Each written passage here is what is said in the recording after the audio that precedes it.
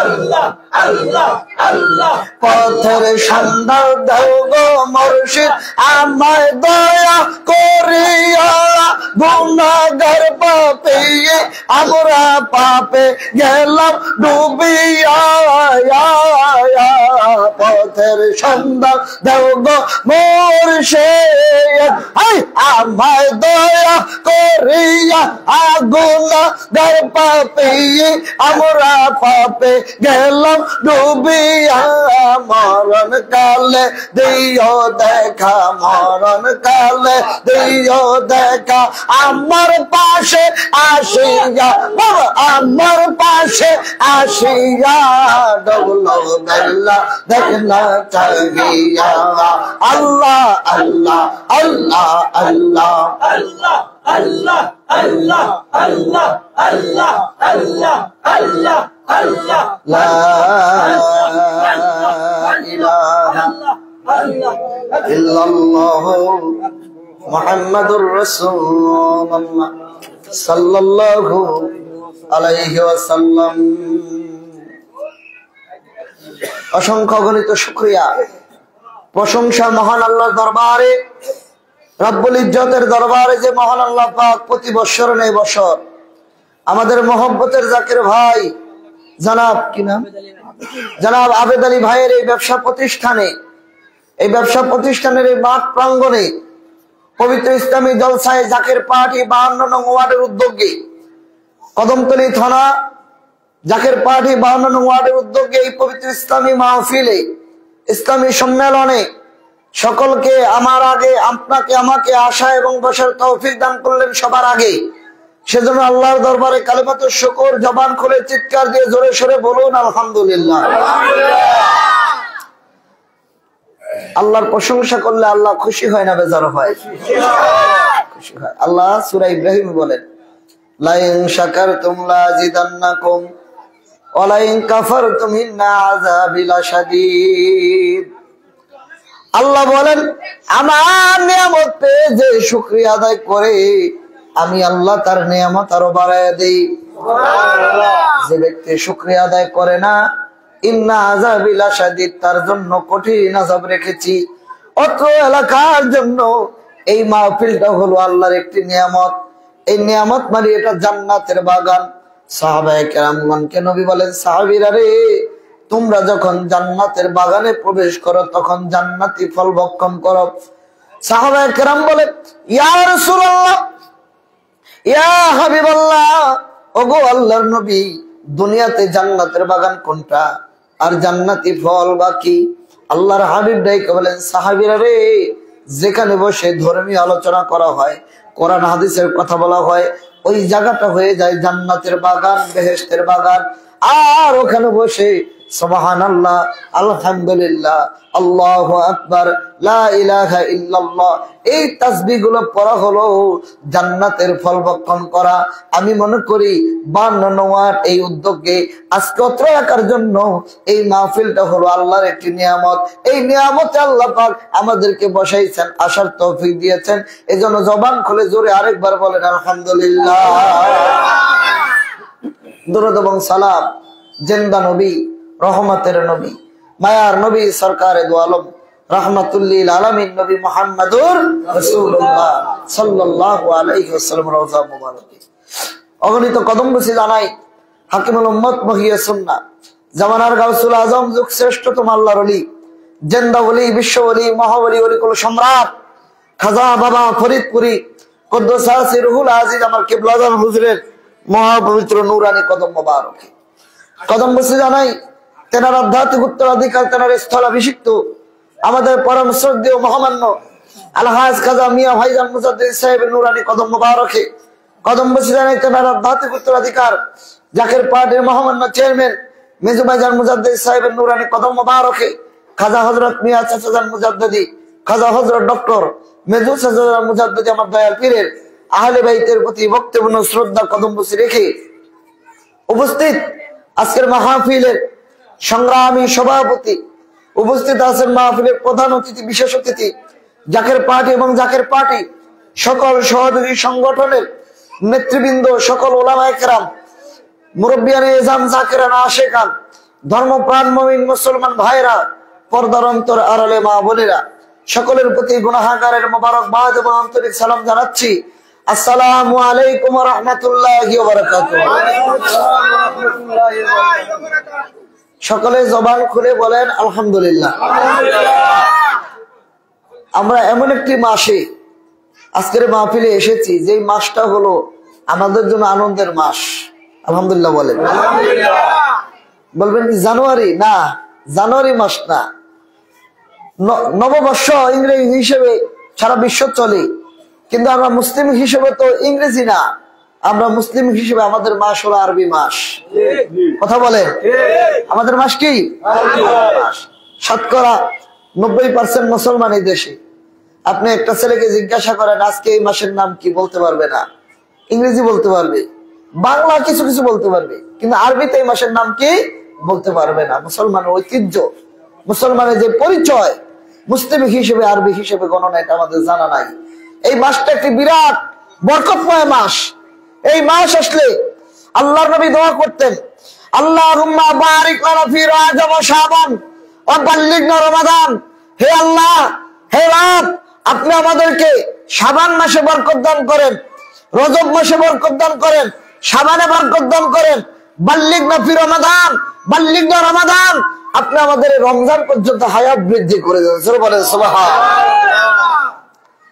আল্লাহুম্মা বারিক লানা ফি রজব, হে আল্লাহ আপনি রজবে বরকত দেন। ওয়া বাল্লিগনা রমাদান, আল্লাহুম্মা বারিক লানা ফি রজব ওয়া শাবান, আপনি রজবে শাবানে বরকত দেন। বাল্লিগনা রমাদান, রমজান পর্যন্ত হায়াত বাড়ায় দেন। আরেক হাদিসে এসেছে, আর রজব শাহরুল্লাহ, রজব হলো আমার আল্লাহর মাস, আর শাবানুলি, নবী বলে শাবান হলো আমি নবীর মাস, আর রমজান হলো আমার উম্মতের মাস। সুবহানাল্লাহ। রমজানের কথা না সুবহানাল্লাহ আসতে হইছে আর কি, আরো জোরে জোরে জোরে জোরে, কারণ রমজান মাসে তো রোজা রাখা লাগে, এই জন্য কি সুবহানাল্লাহর আওয়াজটা ড্যাম হয়ে গেছে। রমজান মাস কার মাস? আল্লাহর মাস। শাবান মাস নবীর মাস, আর রমজান মাস উম্মতের মাস, আমাদের মাস। মারহাবা বলেন। কেন এই রজব মাস, কেন আল্লাহর মাস?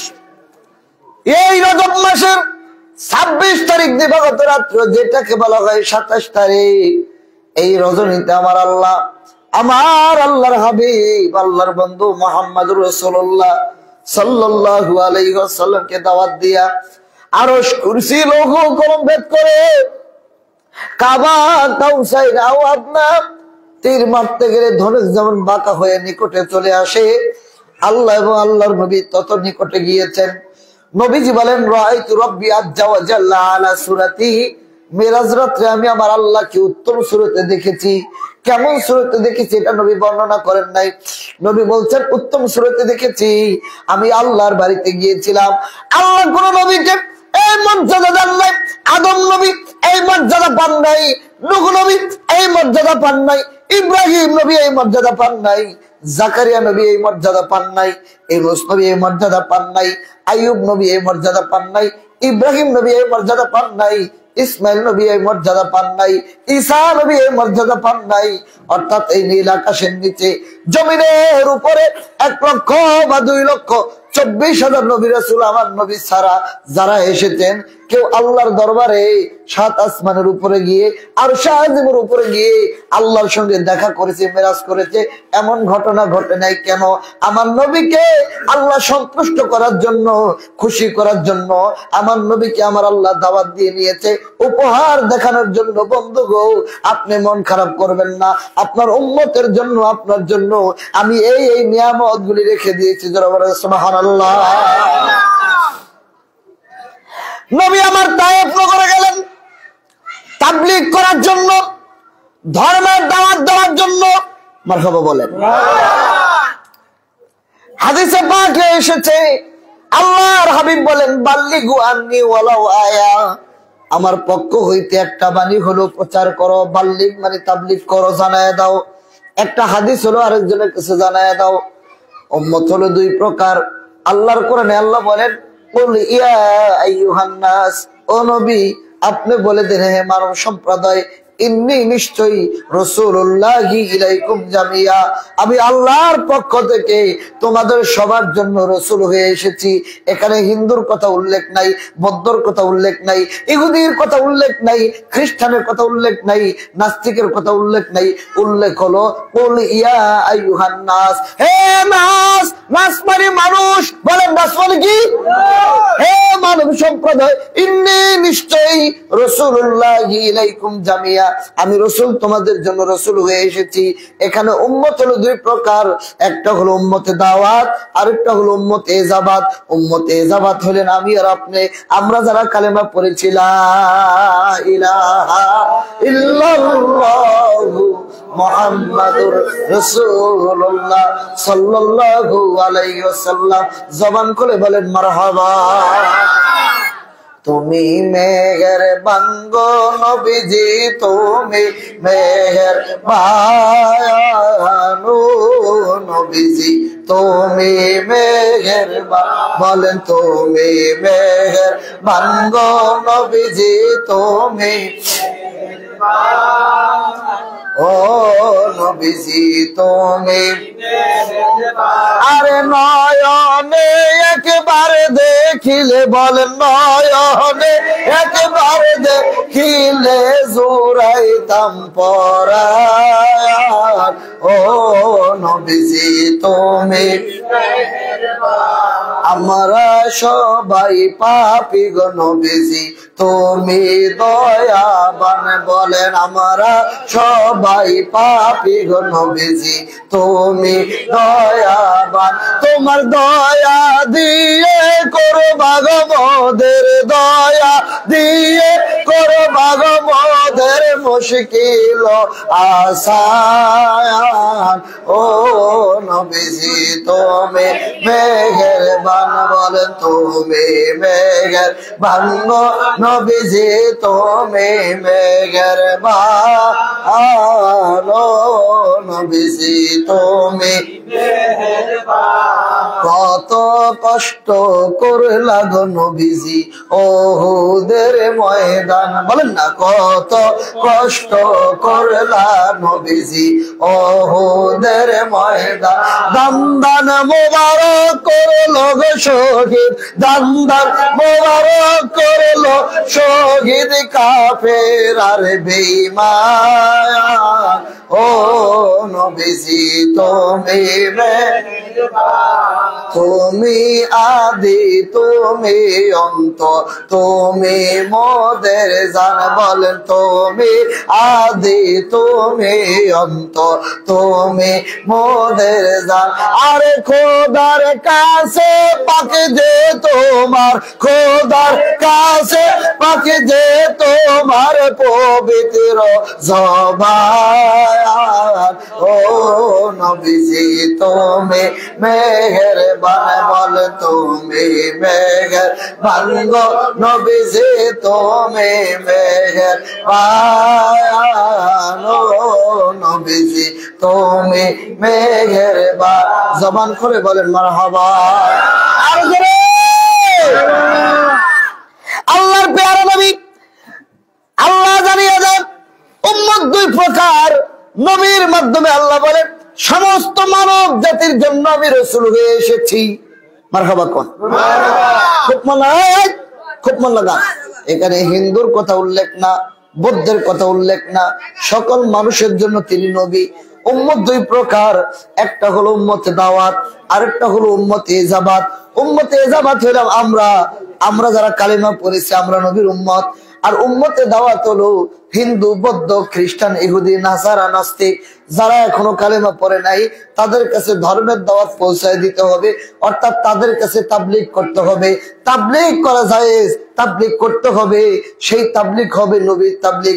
যেই তাবলীগ হিন্দুদের কাছে করতে হয়, খ্রিস্টানদের কাছে করতে হয়, বিধর্মীদের কাছে ধর্মের দাওয়াত দিতে হয়, এটা হলো তাবলীগ। এই তাবলীগ করা নবীর সুন্নাত, যেই তাবলীগ আমার দয়াল নবীজি করেছে। মারহাবা জোরে বলেন। নবী আমার তাবলীগের দাওয়াত নিয়ে তায়েফের নগরে গেলেন। মন লাগাই দিবেন। তায়েফ নগরে গিয়ে নবী বললেন, এ তায়েফ নগর আমার দুধমার দেশ, মা হালিমাতুস সাদিয়ার দেশ। এই তায়েফে আমি ছোটবেলা বড় হয়েছি, মক্কার লোকেরা আমাকে মানলো না, আমি তায়েফ নগরে ধর্মের দাওয়াত দিব, তাবলীগ করব, কালেমার দাওয়াত দিব।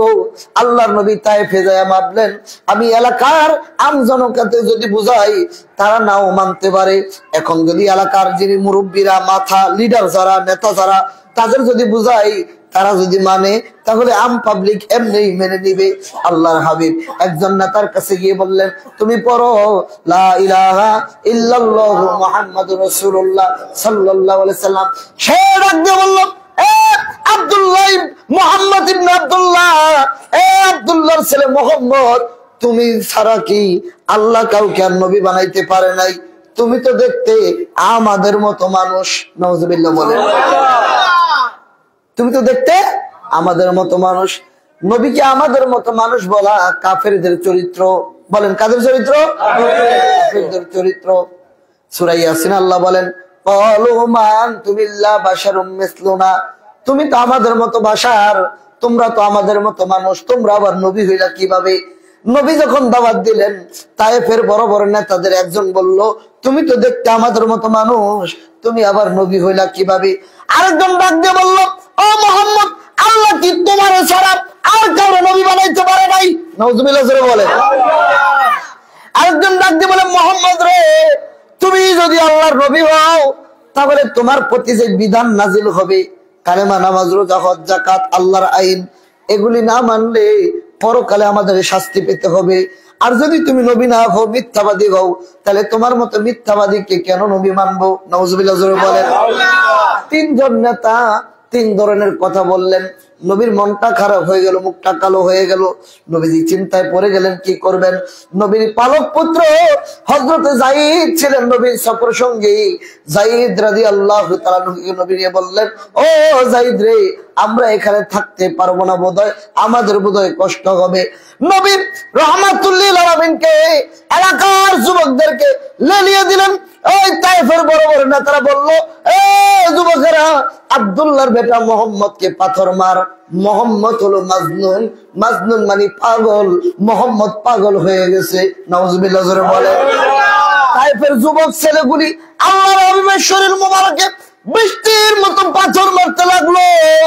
আম্মাজান আয়েশা সিদ্দিকা রাদিয়াল্লাহু আনহা একদিন নবীকে গোসল মোবারক করাইতেছিলেন, খুব মন লাগান, গোসল মোবারক করাইতেছিলেন। হঠাৎ করে নবী চেহারা মোবারকের দিকে তাকাইলেন, আয়েশা শরীর মোবারকে তাকাইলেন। গোসল মোবারক করাইয়া তেল যখন মালিশ করতেছেন, আয়েশা দেখে নবীজি শরীর মোবারকে ছোট ছোট ছোট ছোট কালো কালো কেশের দাগ মোবারক দেখা যায়। আয়েশা বলে হুজুর, আপনার মতো দেহ মোবারক করে এই নীল আকাশের নিচে জমিনের উপরে হয়তো আমার আল্লাহ আর কাউকে বানায় না। ইয়া রাসূলুল্লাহ, আপনার বোধহয় ছোটবেলা বসন্ত হয়েছিল, সেই দাগগুলি এখনো আপনার দেহ মোবারকে দেখা যায়। নবী আমার চোখের পানি ছেড়ে দিলেন, আয়েশা রে, এগুলি বসন্তের দাগ না রে আয়েশা, এগুলো হলো তায়েফের জমিনে কাফেরদের পাথরের আঘাত। আমি মুহাম্মদ ধর্মের দাওয়াত নিয়ে যখন তায়েফের জমিনে গিয়েছিলাম, তায়েফের যুবকগুলি আমার উপরে বৃষ্টির মতো পাথর মারতেছিল।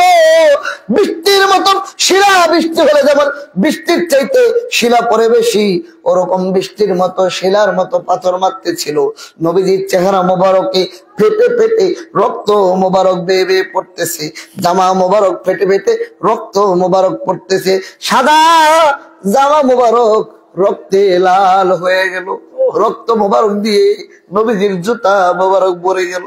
নবীজি অজ্ঞান হয়ে গেলেন, জ্ঞান হারায় ফেললেন। নবীজির পালক পুত্র যায়েদ আল্লাহ নবীর শরীর মোবারকে এইভাবে নিজের শরীর দিয়ে ঢেকে রাখে। এলাকার যুবকেরা যায়েদের পিঠের উপরে পাথর মারে। নবীর ব্যথায় ব্যথিত হইতে যায় তায়েফের জমিনে যায়েদ ব্যথায় রক্তে রঞ্জিত হয়ে গেল, নবী অজ্ঞান হয়ে গেল। তায়েফের যুবকগুলি অপেক্ষা করে মুহাম্মদের কখন জ্ঞান ফিরবে। নবীজির আবার যখন জ্ঞান ফিরলো, আবার আবার নবীকে মার শুরু করলো। নাউজুবিল্লাহ জোরে বলেন। দুইবার নবী অজ্ঞান হয়ে গেল। তৃতীয়বারের মতো আল্লাহর হাবিব আবার পাথর মারলেন। নবীর পাথরের আঘাতে আঘাতে, কাফেরদের পাথরের আঘাতে নবী আমার আবার অজ্ঞান হয়ে গেলেন। 3 বারের মাথায় যখন জ্ঞান ফিরলো, নবী আমার ডাক দিয়ে বলে, যাইদ রে, ও যাইদ, দেখো আমাকে একটু পানি খাওয়াইতে পারো কিনা যাইদ? কষ্টে কষ্টে গলায় শুকিয়ে গেছে, আঘাতে আঘাতে গলা শুকিয়ে গেছে। যাইদ রে, দেখ আবার একটু পানি খাওয়াইতে পারো? যাইদ রে, আমি মোহাম্মদ যদি এই তায়েফের জমিনে পানি বিহনে মারা যায়, আমার এমন কিছু আশিক থাকবে যারা কিয়ামত পর্যন্ত 1 ফোঁটা পানি পান করবে না। আল্লাহু আকবার বলেন। আমার দয়াল নবী যেই দেশে ঘুমায়, বলেন দয়াল নবী যেই দেশে প্রেম যদি শিখবি রে মন, প্রেম যদি শিখবি রে মন, সব ছেড়ে চলব দিনা। আমার দয়াল নবী যেই দেশে তোরা দেখলে ছবি পাগল, ছবি দেখলে ছবি পাগল, কাঁদবি বসে নীরা। আমার দয়াল নবী যেই দেশে, আমার দয়াল নবী যেই দেশে। যাইদ বলেন, ইয়া রাসূলুল্লাহ, পানির ব্যবস্থা করি। হঠাৎ করে জিবরিল আমিন এসে বলে, ইয়া রাসূলুল্লাহ, আল্লাহ আমাকে আপনার কাছে পাঠিয়েছেন, আপনার এই কষ্ট আমার আল্লাহ সইতে পারেন না। ইয়া রাসূলুল্লাহ, আপনি শুধু অনুমতি দেন হুজুর, আপনি যদি অনুমতি দেন, আল্লাহ বলেছে এই জমিনকে আমি উল্টায় দিব। আল্লাহু আকবার বলেন।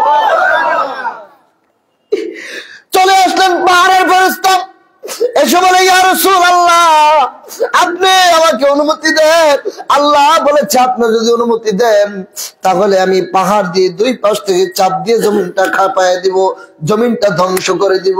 নবীজি ডাক দিয়ে বলে, ও ফেরেশতারা, এই লোকগুলি যদি ইসলাম গ্রহণ নাও করে, এদের যদি ধ্বংস করে দাও, আমি কার কাছে ইসলাম প্রচার করব, কার কাছে আমি ধর্মের দাওয়াত দিব? এরা যদি কালেমা নাও পড়ে, এদের বংশের মানুষ এসে কালেমার পতাকার নিচে আসবে, রাসূলুল্লাহর সত্য তরিকায় তারা দীক্ষিত হবে, ইসলামের প্রচারে তারা সহযোগিতা করবে, ইসলামের জন্য তারা কাজ করবে। জবান খুলে বলেন মারহাবা। আরো জোরে বলেন মারহাবা। এটার নাম হলো তাবলীগ। বলেন এটার নাম কি? এই কথা বলেন, এটার নাম কি? তাবলীগ। তাবলীগ মানে হিন্দু, বৌদ্ধ, খ্রিস্টান, ইহুদিদের কাছে ধর্মের দাওয়াত পৌঁছিয়ে দিবেন। রাসূল ধর্মের দাওয়াত পৌঁছিয়ে দিতে গেলেন, হঠাৎ করে জিবরিল আমিন যখন নবীকে প্রস্তাব দিলেন, নবী বললেন, না না, আমি তাদেরকে ধ্বংস করতে পারি না। এরা যদি কালেমা নাও পড়ে, এদের বংশের মানুষ এসে কালেমার পতাকার নিচে আশ্রয় নিবে, এদেরকে আমি ধ্বংস করার জন্য বলতে পারি না। আমার পীরকে বাজার হুজুর, আত্মশির পীর, জাকের পার্টির প্রতিষ্ঠাতা খাজা ফরিদপুরে বলেছেন, বাবা, তোমরা যারা আমারে ভালোবাসো, তোমরাও আমার, যারা আমার গালি দেয় তারাও আমার। বাবা, যারা গালি দেয় তারা বুঝে না, বুঝতে গালি দিত না। বাবা, তারা বুঝে না বিদায় গালি দেয়। বাবা, এরা যদি নাও বুঝে, এদের বংশের মানুষ এসে এই দরবারে রাসূলুল্লাহ সত্য তরিকা গ্রহণ করবে, আল্লাহ রাসূলের সত্য তরিকায় তারা খেদমত করবে। জবান খুলে বলেন সুবহানাল্লাহ। সেই রসুলের গুণে গুণাঙ্কিত যিনি, তিনি হলো বিশ্বওয়ালী খাজা বাবা ফরিদপুরে। রসুলের আদর্শ যিনি প্রচার করেছেন, রাসূলুল্লাহ যেভাবে তাবলীগ করেছেন, বিধর্মীদের কাছে ধর্মের দাওয়াত দিয়েছেন, আমার কেবলাদার হুজুর সেই তাবলীগ করেছেন, বিধর্মীদের কাছে ধর্মের দাওয়াত দিয়েছেন। এই রাজেন্দ্র বাবু ফরিদপুর আটরশি, রাজেন্দ্র বাবুর যে 22 জমিদার বাড়ি, এই জমিদার বাবু ওই এলাকায় নামাজ পড়তে দিতেন না, ঈদের নামাজ হইতো না, কোরবানি হইতো না, কোরবানি করার কেউ সাহস পাইতো না। বাবুর ভয়ে মুসলমানিত্ব প্রকাশ করতে পারতো না। আটরশি পীর যখন ওই এলাকায় যাবেন, যাওয়ার আগে আমাদের হুজুরের যে বড় স্ত্রী, আমাদের বড় আম্মা যান, তিনি তখন 8-10 বছরের বাচ্চা। তো উনি মাঝে মাঝে পাতা নিয়ে বাঁশি বাজাইতেন। ওই পাতা নিয়ে যখন বাঁশি বাজাইতেন, একটা পাগল দূরে দাঁড়ায়া দাঁড়ায়া দেখতেন, ওই পাগলও বাঁশি বাজাইতেন। আম্মা জান হুজুর ওই পাতা দেখে দেখে, পাগলকে দেখে দেখে উনিও বাঁশি বাজানো পছন্দ করতেন, উনিও বাজাইতেন। একদিন পাগল এসে বলতেছে, এ মা, তুই বাঁশি বাজানোর জন্য এখানে দাঁড়ায় থাকোস কেন? আমার বাঁশি বাজাইতে ভালো লাগে। এই বাঁশি তোর বাজান লাগবে না, এমন এক বাঁশিওয়ালা এখানে আসতেছে যার বাঁশির সুরে তার পৃথিবী পাগল হয়ে এই খান বাড়িতে এই আত্মসী তারা হাজির হবে। জোরে বলে আরে বাঁশি বাজে 1800-তে মধুর সুরে জগৎ নাচে, বাঁশি বাজে বনানীতে মধুর সুরে জগৎ নাচে, বাঁশি বাজে শেরপুরেতে মধুর সুরে জগৎ নাচে। তাই তো জাকের লাখে লাখে আল্লাহর প্রেমে দিওয়ানা, সারা জাগান উঠলো নাচিয়া, খাজা কি যে বাঁশি বাজাইলা, সারা জাগান পাগল বানাই। কেহ বলে গোলাপের ফুল, কেহ বলে নূরের পুতুল, বলেন কেহ বলে গোলাপের ফুল, কেহ বলে নূরের পুতুল। আমি কই নায়েবে রাসূল আমার খাজা বাবা, সারা জাহান পাগল বানাইলা, খাজা কি যে বাঁশি বাজাইলা, তামাম জাহান পাগল বানাইলা। জমান করে কোন মারহাবা। এই রাজেন্দ্র বাবুর মা প্যারালাইসিস, বহু চিকিৎসা করলেন, ভালো হয় না, দাঁড়াইতে পারে না। রাজেন্দ্র বাবুর মা স্বপ্ন দেখলেন, কে জানো রাজেন্দ্র বাবুর মারে বলতেছে, এ বাবুর মা, তোমার এই এলাকায় কিছুদিন পরে আল্লাহর একজন সাধক আসবে, তুমি তার কাছ থেকে পানি পড়া খাইও, তোমার প্যারালাইসিস ভালো হয়ে যাবে। সুবহানাল্লাহ বলে। রাজেন্দ্র বাবুর মা পেয়াদাদেরকে বলে, পেয়াদারা খবর রাখিস, ৮ গ্রামে নাকি আল্লাহর সাধক আসবে, তেনার হাতে পানি পড়া খাইলে আমি ভালো হয়ে যাইব। হুজুর পাক যুবক বয়স, ৮ গ্রামে হুজুর পাক যখন আসলেন, খবর পাইলেন রাজেন্দ্র বাবুর মা পেয়াদাদেরকে নিয়ে পালকিতে করে পিতলের লোটায় করে 1 লোটা পানি নিয়ে হুজুর পাকের কদমে আসলেন ৮ গ্রামে, ৮ দরবারে। 8 টাকার একটা সোনের ঘর কুড়ে, ঘরের ভিতরে হুজুর পাক রাসূলুল্লাহ সত্য থেকে প্রচার করতেছেন। রাজেন্দ্র বাবুর মা এসে বলে, বাবা আল্লাহর সাধক শোনো, আমি স্বপ্নে দেখেছি তোমার হাতে পানি পড়া খাইলে নাকি আমি ভালো হয়ে যাব, তুমি আমাকে একটু পানি পরে দাও। খাজা ফরিদ করলে বললেন, মা গো আমি তো পানি পরা দেই না। কি কোন ৮ পানি পরা আছে? বাংলাদেশের বহু পীরেরা পানি পরা দেয়, কাইতন পরা দেয়, লাল সুতা দেয়, কথা কন না কেন? ৮ দরবারে পানি পরা নাই, লাল সুতা নাই, কাইতন পরা নাই, কাজ পরা নাই, বেল পরা নাই, জাম পরা নাই।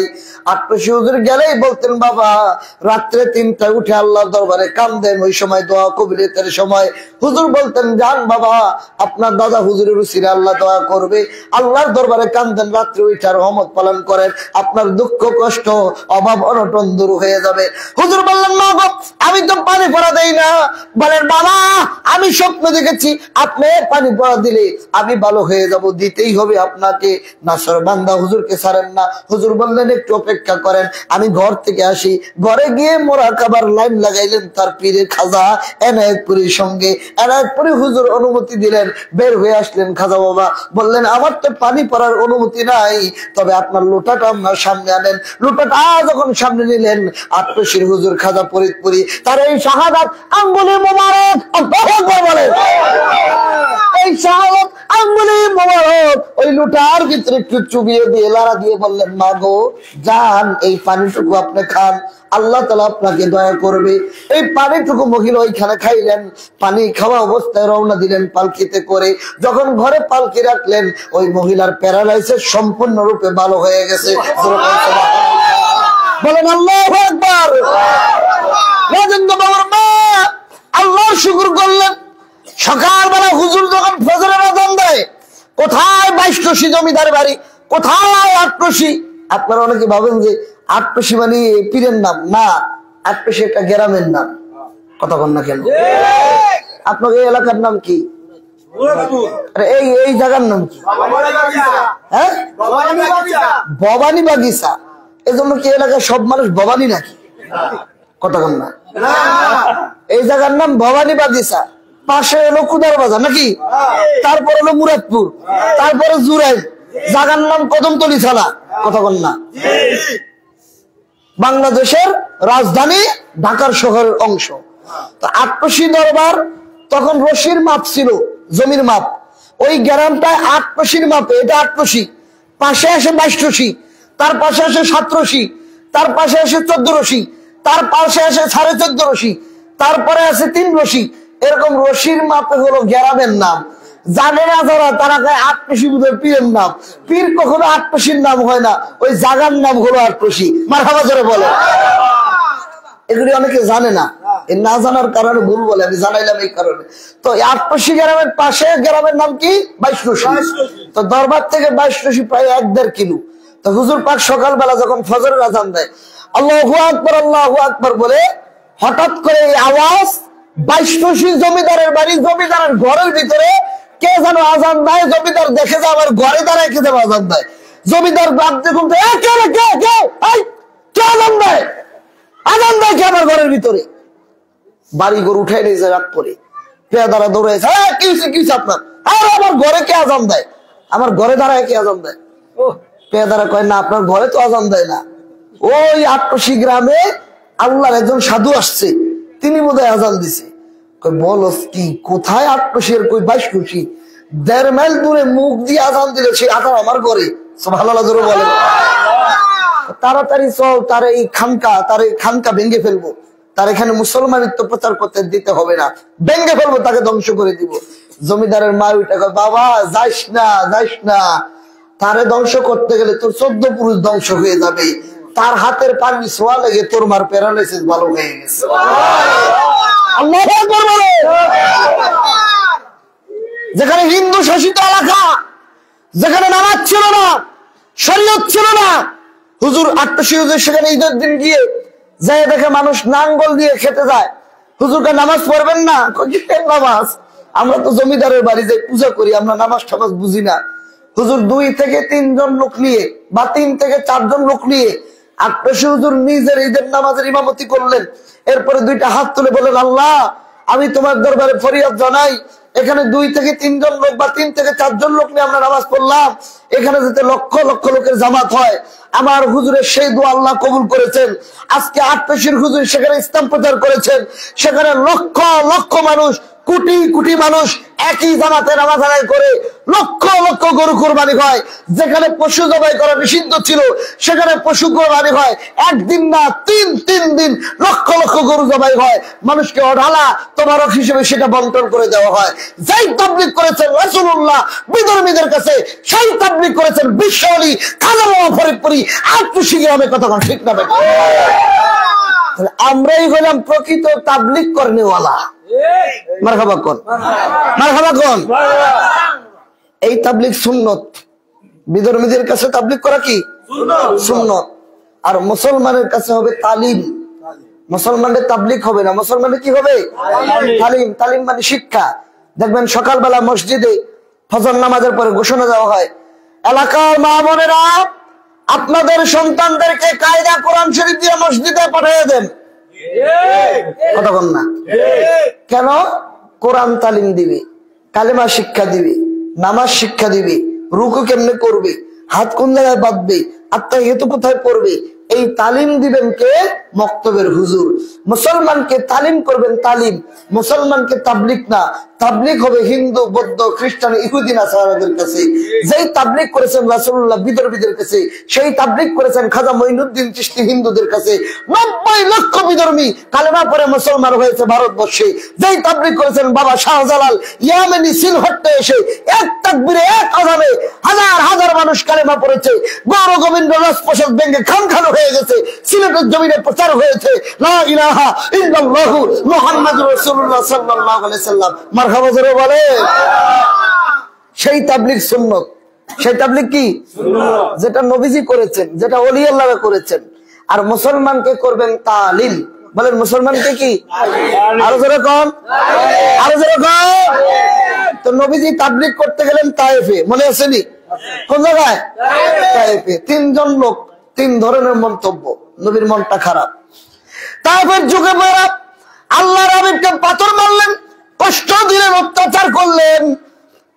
নবী আবার তায়েফে থাকতে পারলেন না, চলে আসলেন। নবীর মনটা খারাপ, মনে ব্যথা, শরীরে ব্যথা। তখন এরপরে আমার আল্লাহ কোরআনুল কারিমে এই রজব মাসে, যেই রজব মাসটা হলো রজব শাহরুল্লাহ, রজব হলো আল্লাহর মাস, এই রজব মাসের, আমার দিকে তাকায় থাকেন, এই রজব মাসের 26 তারিখ দিবাগত রাত্র, বারটা হলো সোমবার। বলেন কি বার? সোমবার। আমার নবীকে মেরাজে নেওয়ার জন্য জিবরিল আমিন আসলেন আল্লাহর পক্ষ থেকে। দেওবন্দ মাদ্রাসার সর্বপ্রথম শাইখুল হাদিস মাওলানা আশরাফ আলী থানভী সাহেব তার তানবীরুস সিরাজ ফি লাইলাতুল মিরাজ কিতাবে লেখেন, জিবরিল আমিন বুরাক নিয়ে আসলেন জান্নাত থেকে। আমার নবী হাতিমে কাবায় ঘুমাইতেছিলেন। কাবা ঘরের কিছু অংশ বাদ দিয়ে যে অংশটুকু হাতিমে কাবা, ওইখানে ঘুমাইতেছিলেন। আর এক বর্ণনা লেখে নবীজি উম্মে হানির ঘরে ঘুমাইতেছিলেন। উম্মে হানির ঘরে ঘুমিয়ে আছেন। জিবরিল আমিন গেটের বাইরে দাঁড়িয়ে আছে, কি করবেন? নবীকে তো নাম ধরে ডাক দেওয়া যায় না, নবীর ঘুম তো ভাঙানো যায় না।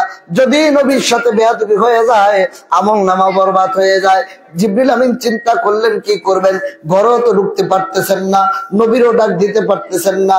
আল্লাহর কুদরতে, আল্লাহ আশরাফ আলী থানভী সাহেব লিখতেছেন, আল্লাহর কুদরতে নবী যেই ঘরে ঘুমিয়েছিলেন, ওই ঘরের ছাদটা আস্তে করে ফাঁকা হয়ে গেল। সুবহানাল্লাহ।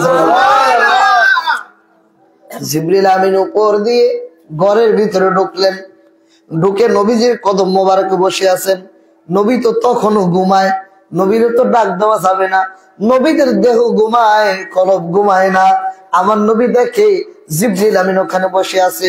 আরেক বর্ণনা লেখে আল্লাহর ফেরেশতা জিবরিল আমিন তার জিহ্বা মোবারক দিয়ে নবীজির কদম মোবারকে, পা মোবারকে এভাবে লাড়াচাড়া দিতেছিলেন, কদম বুসি করতেছিলেন, চাটা দিতেছিলেন।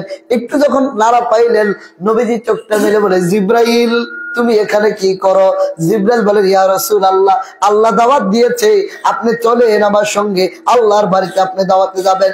আল্লাহ নবীকে ঘর থেকে বের করলেন, জমজম কূপের পানি নিলেন, আলাম নাশরাহ লাকা সাদরাকা, এখান থেকে এই পর্যন্ত পারলেন।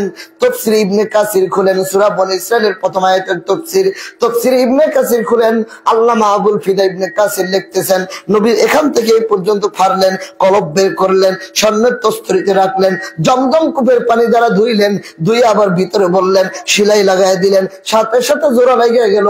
নবীজি বলে, রক্তও ভাঙ্গে নাই, ব্যথাও পড়ে নাই, সেলাই করতে গাও শুকাইতে টাইমও লাগে নাই, আমি কোনো টেরই পাই নাই। জোরে বলেন না সুবহানাল্লাহ। বলেন আল্লাহু আকবার। নবী আমার জমজম কূপের পানি দিয়ে ওযু করলেন। জিবরিল আমিন বলেন, ইয়া রাসূলুল্লাহ, এখানে 2 রাকাত নামাজ পড়েন। নবী আমার 2 রাকাত নামাজ পড়লেন। এবার বোরাকের ভিতরে উঠবেন, বোরাক নাড়াচাড়া দেয়। জিবরিল বলে, বোরাক, যেই নবীর নেওয়ার জন্য এত অপেক্ষা করেছ, সেই নবীকে কেন নিতেছ না? ধমক দেওয়ার সাথে সাথে বোরাক শান্ত হয়ে গেলেন। নবীজি বোরাকের উপর উঠলেন। বোরাকের চেহারাটা মানুষের চেহারার মতো, গাধার চাইতে বড়, খচ্চরের চাইতে ছোট। কত দূর যায়, যত দূর চোখের দৃষ্টি শেষ, ওখানে যতটুকু ক্ষমতা, চোখের পাওয়ার যেখানে শেষ, এটা হলো বাহন। কত দ্রুত যায়, আমার দিকে তাকান। আমাদের এলাকায় সাইকেলের এক ক্ষমতা, এক পাওয়ার, মোটর সাইকেলের আরেক পাওয়ার। কথা বল না?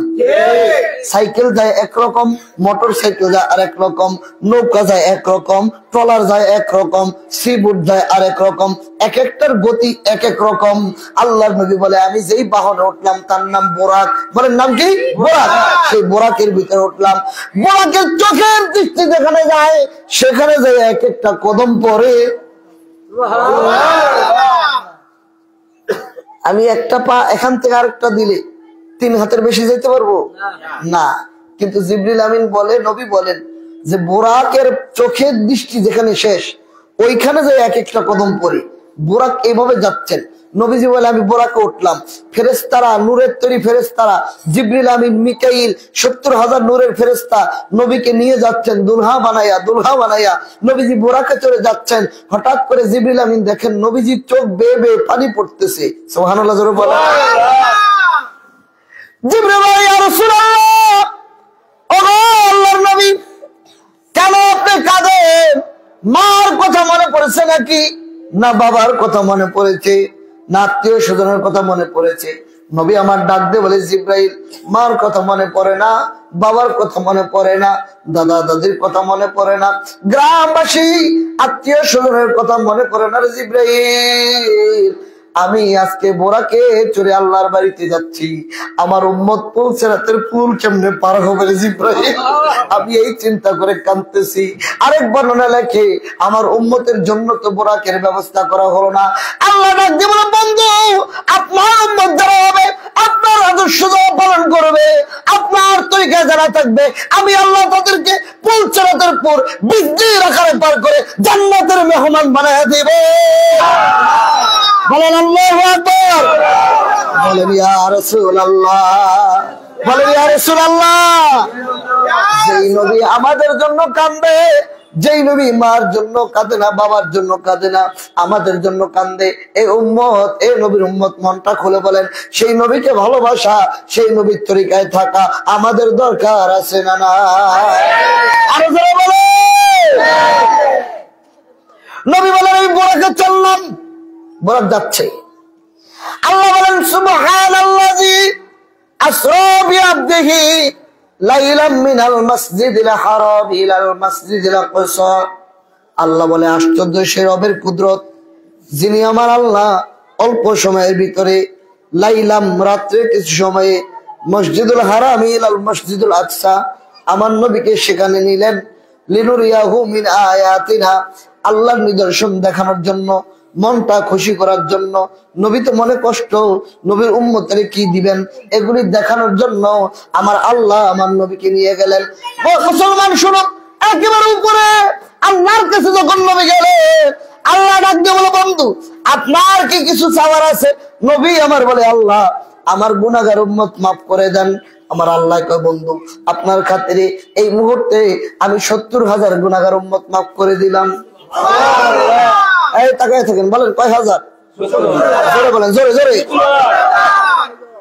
কয় হাজার? মন লাগান, 70,000 উম্মত মাফ করে দিলাম। আপনার কি আর কিছু চাওয়ার আছে? নি আর কিছু চাওয়ার আছে? আল্লাহ নবী বলেন, ইয়া রাব্বুল আলামিন, আমার গুনাহগার উম্মত মাফ করেন। নবীকে আল্লাহ বলেন, বন্ধু, আরো 70,000 মাফ করলাম, আর কি চান? নবী বলে, আল্লাহ, এবারও আমার গুনাহগার উম্মত মাফ করেন। আল্লাহ নবী বললেন, আমার উম্মতকে ক্ষমা করেন। আল্লাহ বললেন, আরো 70,000 মাফ করলাম, আর কি চান? নবী বললেন, আমার উম্মত মাফ করেন। আরো 70,000 মাফ করলাম, আর কি চান? আমার উম্মত মাফ করেন। আরো 70,000 মাফ করলাম, আর কি চান? আমার উম্মত মাফ করেন। আরো 70,000 মাফ করলাম, আর কি চান? আমার উম্মত মাফ করেন। আরো 70,000 মাফ করলাম, আর কি চান? এ মুসলমান শোনো, এইভাবে একবার না, দুইবার না, 700 বার, 700 বার আমার আল্লাহ বললেন, বন্ধু, আপনি কি চান? 700 বার আমার নবী বললেন, আল্লাহ, আমার গুনাহগার উম্মতের গুনাহগুলি মাফ করে দেন। 701 বারের মাথায় নবীকে আল্লাহ বললেন, বন্ধু, আপনি কি চান? নবী বললেন, এবারও আমার গুনাহগার উম্মত মাফ করেন। আল্লাহ বললেন, বন্ধু, থামেন থামেন, এখানে আমি আর আপনি আর কেউ নাই, এখানে আপনি চান আর আমি দিয়ে দেই, এটা রাইখা দিলাম হাসরের ময়দানের জন্য। ওয়ালা সাওফা ইউতিকা রাব্বুকা ফাতারদা, ওচিরে আমি আপনাকে এত দেওয়া দিব, ফাতারদা, আপনি সন্তুষ্ট হয়ে যাবেন, আপনি খুশি হয়ে যাবেন। এই আয়াতের তাফসিরে কানজুল ঈমানের ভিতরে আলা হযরত লিখতেছেন নবীজির হাদিস। আল্লাহর নবী ডাক দিয়ে বলে, এই দেখো, আল্লাহর নবী বলে, এই কথাটা বলার পরে এত জোরে সুবহানাল্লাহ বলবেন যাতে জমিনটা কাঁপে। নবীজি বলেন, আল্লাহ নবী বলেন, আল্লাহ আমাকে খুশি করবেন, আমার একটা উম্মত জাহান্নামে থাকা পর্যন্ত আমি খুশি হব না, আমার সব উম্মত যখন জান্নাতে চলে যাবে আমি মুহাম্মদ খুশি হয়ে যাব। বলেন আল্লাহু আকবার। আমার সব উম্মত যখন জান্নাতে যাবে তখন আমি মুহাম্মদ খুশি হয়ে যাব। নবী এবার আল্লাহরে কয়, আল্লাহ, আপনি তো আমার সন্তুষ্ট করবেন। কয়, হ্যাঁ, আপনার কাছে আমার আর কয়েকটা কথা আছে। নবী জিজ্ঞাসা করতেছে আল্লাহকে, কোন জায়গায়? আল্লাহর বাড়িতে, একেবারে উপরে মেরাজে, আল্লাহ ছাড়া আর কেউ নেই, শুধু আল্লাহর নবী। আর কি চান আপনি? নবী বলেন আল্লাহ আপনি দাউদ নবীকে এমন একটা ক্ষমতা দিয়েছেন, দাউদ নবী যদি লোহাকে হাত দিয়ে ধরতো লোহাটা মমের মতো নরম হয়ে যাইত, সেটা দিনে তিনি অস্ত্র বানাইতেন, জীবিকা নির্বাহ করতেন। ইয়া আল্লাহ ওই তুলনায় আপনি আমাকে কি দিয়েছেন? সুবহানাল্লাহ বলেন। আমার আরো কিছু প্রশ্ন আছে, বলেন। প্রশ্ন হলো আমার উম্মতের হায়াত কেন আপনি কম দিছেন? কি বলেন, আমাদের হায়াত কম না? 200 বছরে কেউ আসেননি এখানে? নাই, এলাকায়ও নাই। বুঝতে করনি এলাকায় 200 বছরে কেউ নাই। আল্লাহ তো বন্ধু আমার উম্মতের হায়াত কেন আপনি কম দিয়েছেন? আমাদের হায়াত কম না বেশি? কথা বলে না, কম কম। নবী বলে আমার উম্মতের গড় আয়ু হলো 60 থেকে 70 গড় আয়ু। নূহ নবী রাস্তা দিয়ে যায়, দেখে বুড়ি কোলে পোলা নিয়ে কাঁদতেছে। বুড়ি নূহ কাঁদো কেন? কাঁদি আমার কোলের পোলাটা মরে গেল, আমি যত্ন করতে পারলাম না, সেবা করতে পারলাম না। নূহ নবী আরে বয়স কত? আর একবার ছোট পোলা। আর কত বয়স? 150 বছর বয়স। সুবহানাল্লাহ বলেন। কয়শো বছর? স্কুলের বলা দুধ খায়। নূহ নবীকে বলো কি তুমি 150 বছর বয়স, আর তুমি ছোট বলা কুলের বলা? তুমি কি আখিরি নবীর উম্মতের খবর জানো? কি আখিরি নবীর উম্মত হায়াত পাবে 60 বছর 70 বছর। বুড়ি কয় বলো কি তারাও বিয়ে করবে, তাকে কি সংসার হবে, তাকে কি বাচ্চা কাচ্চা হবে নাকি? হবে। কেমন হবে আমার তো বুঝতে আসে না। সুবহানাল্লাহ বলেন। 150 বছর যদি কুলে ফোলা হয় তাহলে আমগো তো কোনো খবরই নেই। আমাদের কোনো খবর নেই। তখন মানুষ 1000 বছর, 1500 বছর, 2000 বছর, 800 বছর, 700 বছর এরকম হায়াত পাইতো। তো এই 150 বছর তো বাচ্চা। নূহ নবী কয় তুমি কি আখির নবীর উম্মতের খবর জানো? তারা কেউ জান্নাতে যাবে? কাহা যাবে? তোকে কেমনে হবে? আমরা 1000 বছর দেখি করি, তো নূহ নবী ওই মুহাম্মদের উম্মত নেক পাইবো কোথায়?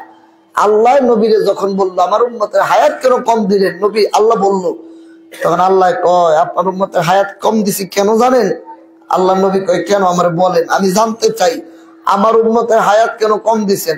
বলার পরে সুবহানাল্লাহ জোরে বলবেন, এখন না, জোরে বলার পরে আল্লাহকে বন্ধু আপনার উম্মতের হায়াত কম দিছি যাতে আপনার উম্মত গুনাহ করার সময়টা কম পায়। আরে হায়াত বেশি দিলে তো গুনাহ বেশি করবো, হায়াত বেশি দিলে এজন্য হায়াত কম দিছি যাতে গুনাহ করার সময় কম পায়। সুবহানাল্লাহ বলেন না।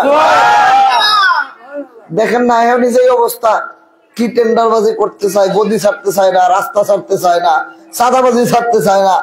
কথা বল না কেন? জোর করে আরেকজনেরটা দখল করা। রাস্তার মধ্যে এখন তো ছিনতাই সাদাবাজি বেশি। মোল্লাকে দেখলো চিন্তাই করি, কথা কয় না, মোল্লাকে দেখলো চিন্তাই করি, তবে আমাকে দেখলো হুজুর তোমারও কাছে ব্যাগের ভিতরে। কারণ সবাই জানে জাকের পার্টির লোকের ব্যাগের ভিতরে গুলি থাকে না, বোমা থাকে না, জাকের পার্টি আর ব্যাগের ভিতরে বিরিয়ানি থাকে। কথা বলেন। জাকের পার্টির চেয়ারম্যান গত 2 বছর আগে বলছে আমাদেরকে, চিন্তা করিস না, হেরা করবো মারামারি আর তোরা খাবি বিরিয়ানি। আমি মিলাই দিয়েছি, কথা ঠিক। এই যে মারামারি কাটাকাটি করতেছে, 2 দল পিটাপিটি আমুক ঠেমুক এমনি এমনি, আমগো কি কোনো পিটাপিটি আছে? আমরা মাহফিল করি আর বিরিয়ানি খাই আর মানুষের খাওয়াই, তো ওরা করে মারামারি আর আমরা খাই বিরিয়ানি। বিরিয়ানি খাওয়া চলছে, চলবে। বাংলাদেশের প্রধানমন্ত্রী থেকে শুরু করে রাষ্ট্রপতি থেকে শুরু করে রিক্সাওয়ালা, মুসি, ভ্যান চালক পর্যন্ত জানে জাকের পার্টি আলারা মারামারির পার্টি না, চাঁদাবাজির পার্টি না, জাকের পার্টি আল্লাহ রসুলের পার্টি। আজকে 35 বছর বয়স হয়েছে, জাকের পার্টি একদিন হরতাল ডাকে নাই। এমন একটা দল 35 বছর বয়স, একদিন হরতাল। শোনেন, আল্লাহ নবী বলেন আল্লাহ আমার উম্মতের হায়াত কেন কম দিচ্ছেন? আপনি টানেন কেন? যারা আসবে তো এমনি আসবে। বিরিয়ানি খাওয়াই দিবেন নি? এখন বলেন ওয়াজের পরে বিরিয়ানি খাওয়াই মারহাবা কম মিয়া। এই সালেহিন ভাই কি পাকাইছেন? আলহামদুলিল্লাহ, আলহামদুলিল্লাহ। শীতের ভিতরে খিচুড়ি বালা গরম গরম নাকি? মারহাবা কম, মারহাবা কম। আর তারপরে তো আমরা খাই আর খাওয়াই, বহু মৌলবী তো আছে পিসাবরা নিজেরা খায়, মুরগির রান খায় আর মুড়িদের না খায় বাড়িতে পাঠায়। কথা বললো মিয়া, একটা পর্যন্ত আর শুনছে পিসাবে দরজায় মুরগির রান খেয়েছে, টাকাও দিছে, বস্তা ভরেও টাকা দিছে, মুড়ির রান্না না খায় বাড়ি যায়, দোয়া করে দিছে বাড়ি যায়, বাদ দে বউকা বাইরা খাও যায়। আর দেড়টা বাজে ও শুনে ঘরে গেলে বউ বাদ দিতে চাইনি। হুজুর কেবলা বলছেন বাবা যেখানে মাহফিল হবে ওখানে তাবারকের ব্যবস্থা করবা, তারা মেহমান, তাদের মেহমানদারি করবা। বাবা এরা তোমার বাড়ির মেহমান, তাদেরকে খাওয়াই দিবা, এতটুকু দিবা না, এমন দিবা যাতে রাত্রের খাবার হয়ে যায়। বুখারী শরীফের হাদিস, ঈমান অধ্যায়ে সাহাবীরা প্রশ্ন করেছেন আইয়ুল ইসলামু খায়র, ইয়া রাসূলুল্লাহ ইসলাম ধর্মের উত্তম কাজ কি? নবীজি বলেন তুতিমুত তাআম ওয়া তাকুস সালাম, ইসলাম ধর্মের উত্তম কাজ হলো মানুষের মেহমানদারি করা, সালাম দেওয়া। তো ইসলাম ধর্মের উত্তম কাজ হলো মানুষের খাওয়ানো, মেহমানদারি করা। অন্য মাহফিলে গেলে যদি সওয়াব হয় 1 গুণ, জাকের পাটের মাহফিলে আসলে সওয়াব হবে 2 গুণ, কারণ এখানে সওয়াবের কাম হয় মেহমানদারির ব্যবস্থা। মারহাবা কোন আল্লাহর বন্ধু, আপনার উম্মতের হায়াত কম দিছি জানেন কেন? আপনার উম্মতের হায়াত কম দিছি যাতে গুনাহ করার সময় কম পায়। এই দুষ্টামি করে না, এভাবে না, সান্ত্বনা সান্ত্বনা। বাচ্চারা থাকবি, এই কাজটা আপনার উচিত হয় না। দুরূদ শরীফ পড়েন, আল্লাহুম্মা সাল্লি আলা মাওলানা মুহাম্মাদ ওয়া আলা। বাবারা আমার দিকে তাকায় দেখো, তোমরা অন্যদিকে তাকাই বলো, আমার দিকে তাকাই দাও, বলেন আলহামদুলিল্লাহ। তোমরা যারা আছো ওয়াজ শুনবা, আমার দিকে তাকায় থাকবা। তোমরা যদি এখন কথা বলো তাহলে আমি কার কাছে কথা বলবো? আমি তো তোমাদের সাথে বলবো, এই জন্য তোমরা আমার দিকে তাকায় থাকবো। বলো ইনশাআল্লাহ। আল্লাহকে বন্ধু হায়াত কম দিছি যাতে গুনাহ করার সময় কম পায়। নবী মুখটা কালা করে বলেছে, হায়াত তো কম দিলেন গুনাহ কম করবে এই জন্য, কিন্তু এত নেক কেমনে পাইব? ওই 1000 বছর 1500 বছর, আর আমার উম্মত হলো 60 থেকে 70। আল্লাহকে বন্ধু চিন্তা করেন না, উম্মত তো আপনার। সুবহানাল্লাহ কর না, উম্মত কার? আপনার, মুহাম্মদের, আপনার উম্মত। আর আপনি আমার বিশেষ বন্ধু, খাস বন্ধু, আপনার রাসূলুল্লাহ। আমি কি আপনার উম্মতের না দিয়ে পারি? আল্লাহকে কি বন্ধু কি দিবেন? আল্লাহকে আমি দিচ্ছি এমন এক জিনিস যেটা আপনার উম্মতের দিব, আর কাউকে দেই নাই। কি? আল্লাহ বলে লাইলাতুল কদরি খায়রুম মিন আলফি শাহর। আল্লাহু আকবার বলে। ইয়া রাসূলুল্লাহ, আপনার উম্মতকে আমি এমন একটা মাস দিব, এমন একটা দিন দিব, সেটা হলো লাইলাতুল কদর। রমজানের 26 তারিখ দিবাগত রাত্র, সবে কদর রাত্র আপনার উম্মত যদি একটা রাত ইবাদত করে, আমি আল্লাহ তাকে 1000 মাসের চাইতে বেশি সওয়াব তার আমলনামায় দান করে দিব। 1000 মাস হিসাব করলে পাওয়া যায় 83 বছর 4 মাস 10 দিন। একটা সবে কদর যদি আপনি পান, তাহলে আপনার আমলনামায় 83 বছর 4 মাস 10 দিন। তাহলে 83 বছর বাদ দেন, শুধু 80 বছর ধরেন। 2 বছরে 80 80 160, কথা বলেন না?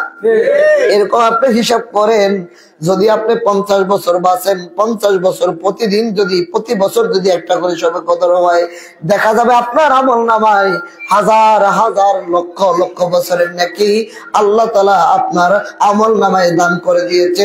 চিৎকার দিয়ে বলেন মারহাবা। আপনার উম্মতের হায়াত কম দিছি, গুনাহ কম করবে, সবে কদর দিয়েছি, নেক বেশি পাবে। ইয়া রাসূলুল্লাহ, এটা আপনার খাতিরে আমি আপনাকে দিয়েছি। নবী আমার ডাক দিয়ে বলে, আল্লাহ আপনি আমার উম্মতকে এত কিছু দিলেন, কিন্তু আমি শুধু আপনার কাছে জানতে চাই, জানার জন্য জানতে চাই, হিংসার জন্য না, লোকনিন্দার জন্য না, শুধু জানতে চাওয়া। আপনি দাউদ নবীর হাতকে লোহা নরম করতে দিলেন, ওই তুলনায় আমাকে কি দিয়েছেন? আল্লাহ বলে, বন্ধু মুহাম্মদ গো, আপনাকে আমি এমন একটা দিয়েছি, এটা কাউকে দেই নাই। ইয়া রাসূলুল্লাহ, দাউদ নবীর হাতের ভিতরে আমি মুজিজা দিয়েছি লোহা নরম করে, আর আমি আল্লাহ আপনার নামের ভিতরে এমন একটা মুজিজা দিয়েছি, এমন এক ক্ষমতা দিয়েছি, আপনার উম্মত পৃথিবীতে আপনাকে দেখবে না, আপনার বাড়ির পাশে তাদের বাড়ি হবে না, তারা আপনার সময় জন্মগ্রহণ করবে না। 1500 বছর পরে আমরা দুনিয়ায় এসেছি, আরো কত মানুষ কিয়ামতের আগে দুনিয়া আসবে। আল্লাহ বলে, বন্ধু আপনার উম্মত যারা কিয়ামত পর্যন্ত দুনিয়া আসবে, তাদের সামনে যখন আপনার নাম বলা হবে, আপনার জীবনী বলা হবে, আপনার নামের তাসিরে তাদের মন নরম হয়ে যাবে। মনকে নরম করার ক্ষমতা আমি আল্লাহ আপনার নামের ভিতরে দিয়েছি। যেরকম সুবহানাল্লাহ বলেন, আল্লাহু আকবার। ওই নাম বইল না রে, ওই নাম বইল না রে। ভুল করিলে যাবি রে মারা, পড়বি রে বিষন্দায়। ওই নাম বইল না রে, বলেন না, ওই নাম বইল না রে। সবাই আমার দিকে তাকায় বলেন, ওই নাম মুহাম্মাদুর বলেন, মুহাম্মাদুর রাসূলুল্লাহ সাল্লাল্লাহু আলাইহি ওয়াসাল্লাম। মারহাবা জোরে বলেন, মারহাবা জোরে বলেন। এজন্য আমার পীর কাজী নজরুল ইসলামের সঙ্গে সুর মিলাইয়া মারহাবা কোন বাংলার কবি, জাতীয় কবি কাজী নজরুল ইসলাম এই নামের ব্যাপারে বলেছেন, নবী নাম জপে যেজন সেই তো দোজাহানের ধনী। কথা বল না, বলছেন না দোজাহানের ধনী, ইহকালের ধনী, পরকালের ধনী। আহা, বর্তমানে একদল মৌলবী বেরিয়েছে, তারা কয় নবীর নাম জপাইরা শিরিক, নবীর নাম বলতে শেখে শিরিক, নবীর নাম রাখা যাবে না। নাউজুবিল্লাহ বলেন। আরেকদল মৌলবী কয় আল্লাহর নামের সাথে নবীর নাম রাখা যাবে না। মসজিদে দেখবেন অনেক মসজিদে এক পাশে আল্লাহ, এক পাশে মোহাম্মদ, ডান পাশে আল্লাহ, বাম পাশে মোহাম্মদ। অনেক মসজিদে টাইলসের ভিতরে মিম্বারের উপরে ডান পাশে আল্লাহ, বাম পাশে মোহাম্মদ। এই মোল্লারা সেই বাম পাশে মোহাম্মদ খোদাই করে, টাইলস খোদাই করে ফেলে দিয়েছে। আল্লাহর নামের সাথে মোহাম্মদের নাম রাখলে শিরক হয়। নাউজুবিল্লাহ বলেন। নবীর নাম কাটতে চায়, এরা কোন মুসলমান? কথা বল না, কোন মুসলমান? শোনেন, এরা কারা শোনেন। হুদাইবিয়ার সন্ধি খুলে দেখেন, নবী সোহেলকে পাঠাইলেন সন্ধি করার জন্য। কাফেররা নবীর কাছে সোহেলকে, ওইখানে লিখলেন মুহাম্মাদুর রাসূলুল্লাহর পক্ষ থেকে, মানে চিঠি পাঠাবেন কাফেরদের কাছে, একটা সন্ধি প্রস্তাব। তখন সোহেল বলে, এখানে যদি মুহাম্মাদুর রাসূলুল্লাহ মানে মোহাম্মদ আল্লাহ রাসূল, এইটা যদি আমরা মাইনেই নেই, তাইলে তার ঝগড়া থাকে না। তো তোমরা তো, তোমাকে তো আমরা মুহাম্মাদুর রাসূল মানি না, যত ঝগড়া তো এই কারণে। তো তুমি লিখছো মুহাম্মাদুর রাসূলুল্লাহর পক্ষ থেকে, এইটা আমরা মানবো না। নবী সাহাবীদের বলেন, এই সাহাবীরা তাহলে কি লিখতে হবে বলো? তারা বললো, কাফেররা বললো লিখতে হবে মুহাম্মদ ইবনে আব্দুল্লাহ, মানে মোহাম্মদ আব্দুল্লাহর ছেলে। তখন নবী তাকায় বললেন, এই সাহাবীরা, এটা তো সত্য, আমি যেমন মুহাম্মাদুর রাসূলুল্লাহ ওই রকম আমি মুহাম্মদ ইবনে আব্দুল্লাহ, আব্দুল্লাহর ছেলে, এটা তো সত্য। তা তোমরা এক কাজ করো, মুহাম্মাদুর রাসূলুল্লাহ বাদ দিয়া মুহাম্মদ ইবনে আব্দুল্লাহ লেখো। তখন সাহাবীরা বলেন, ইয়া রাসূলুল্লাহ মাফ করবেন, এটা আমরা পারবো না। আল্লাহর নাম থেকে নবীর নাম কাটতে এটা আমরা পারবো না। তাইলে ১৫০০ বছর আগে আমরা দেখতে পারি নবীর নাম আল্লাহর নাম থেকে কাটতে চায় কাফেরেরা। কথা বলে কারা? কাফেরেরা। ১৫০০ বছর পরে যারা আল্লাহর নাম থেকে নবীর নাম কাটতে চায়, আমরা এদেরকে প্রকৃত মুসলমান মনে করি না। লেবাসুল মুমিনিন কুলুবুল কাফির, দেখতে এরা মুসলমান, অন্তটা হলো কাফের বলা, কুফরিয়াতে ভরা। এদেরকে আমরা প্রকৃত মুসলমান মনে করি না। কথা বল না কেন? আল্লাহর নামের সাথে নবীর নাম রাখলে যদি শিরিক হয়, আপনারা আবার দিয়ে তাকান, আমরা তো মুসলমান হিসেবে কোরআন শরীফ পড়ি, পড়েন না? কোরআন শরীফ পড়ার আগে কি পড়তে হয় বলেন তো? মিয়া বিসমিল্লাহ তো পড়ে, আউযু বিল্লাহি মিনাশ শাইতানির রাজিম। কথা বল না, পড়া লাগে না? আউযু বিল্লাহ, আশ্রয় চাই আল্লাহর কাছে, মিনাশ শাইতানির রাজিম, শয়তানের ওয়াসওয়াসা থেকে। তাহলে আল্লাহর নামের সাথে নবীর নাম রাখলে যদি শিরিক হয়, আল্লাহর নামের সাথে শয়তানের নাম রাখলে কি হয়? কথা বল না কেন? এরা তো আউযু বিল্লাহর সাথে পড়ে, আউযু বিল্লাহি মিনাশ শাইতানির রাজিম। তা আউযু বিল্লাহ আল্লাহ পড়তেছে, সাথে শয়তানের নামও নিতেছে, এটা শিরক বলে না। অত মুহাম্মদ রাসূলুল্লাহ, আল্লাহ এক পাশে, মুহাম্মদ এক পাশে, এটা লিখলে তারা শিরক বলে। আমরা এদের মতো মুসলমানকে মানতে চাই না, আমরা রাসূলুল্লাহকে মানতে চাই, মুহাম্মদুর রাসূলুল্লাহকে মানতে চাই। কারণ মুহাম্মদুর রাসূলুল্লাহকে মানলে আমার আল্লাহকে মানা হয়ে যায়। সবাই আমার দিকে তাকায় বলেন আল্লাহ। আবার বলেন আল্লাহ। এখানে কি রসুল আছে? কথা বল না, আছে? আল্লাহ মানে শুধু আল্লাহ, রসুল আমার দিকে তাকা। এখন আমার সাথে বলেন রসুল্লাহ। রসুল্লাহ মানে রসুল, আল্লাহর রসুল। রসুল্লাহ মানে আল্লাহর রসুল। যদি রসুল্লাহ মানেন তাহলে আল্লাহকে মানা হয়, রসুলকে মানা হয়। যদি শুধু আল্লাহ মানেন রসুলকে মানা হয় না। তার মানে রসুলকে ছাড়া আল্লাহকে মানলে ইমান থাকে না, রসুলের মধ্যে আল্লাহকে মানলে তিনি প্রকৃত ইমানদার হয়, প্রকৃত মুমিন হয়। কথা এটা আমার কথা না।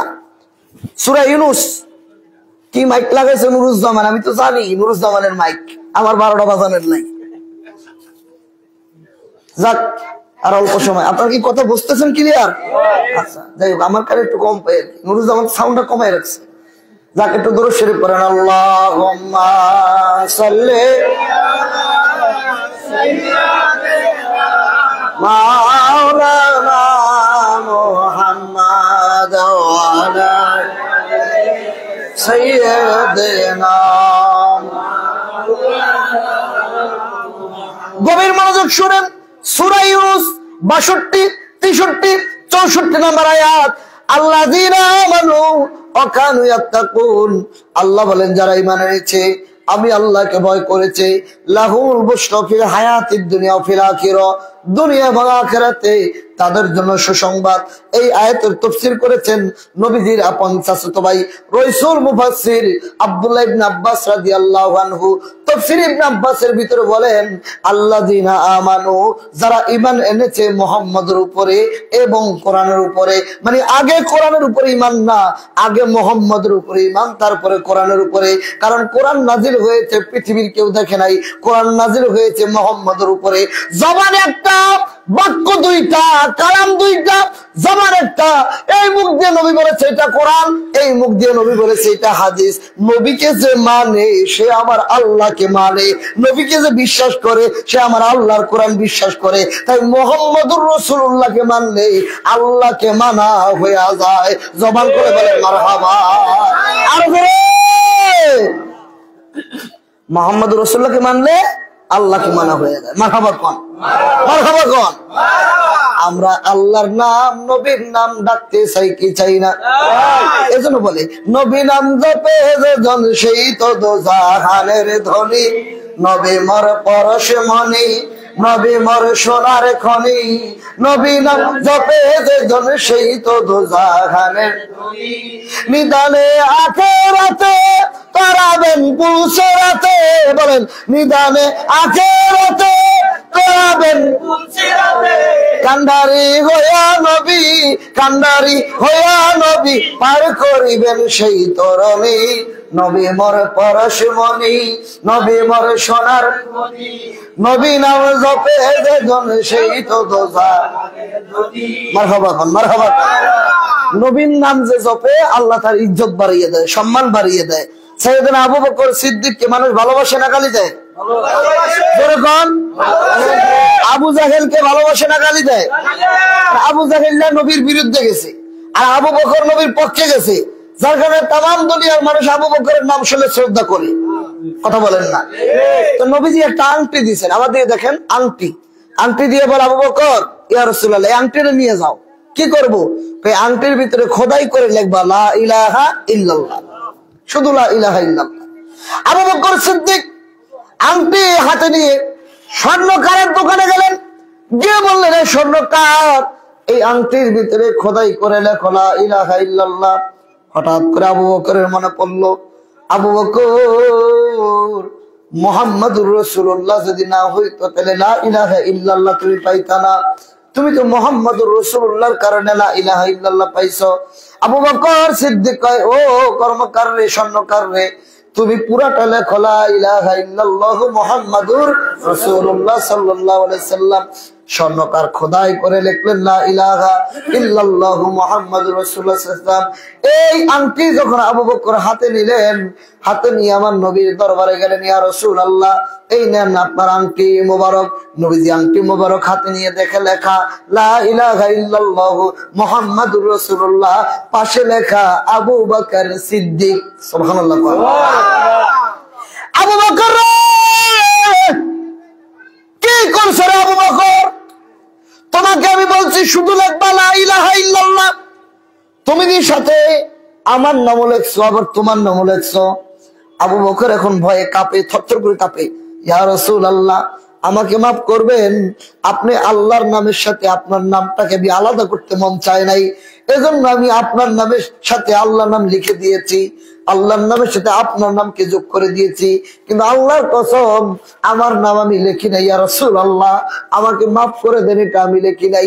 হঠাৎ করে জিবরিল আমিন এসে বলে ইয়া রাসূলুল্লাহ ইয়া হাবিবাল্লাহ, আবু বকরের কোনো দোষ নাই, আবু বকর আল্লাহর নাম থেকে আপনার নাম আলাদা করতে চায় না, এজন্য আল্লাহর নামের সাথে আপনার নাম লিখেছে। আর আমার আল্লাহ খুশি হইয়া আমি জিবরাইলকে দিয়া আল্লাহর কুদরত আমার হুকুমে, আল্লাহর হুকুমে আমি জিবরাইলকে দিয়া আবু বকরের নামটা এই আংটির ভিতরে খোদাই করে রেখে দিয়েছে। যখন মারহাবা, আর বলেন মারহাবা।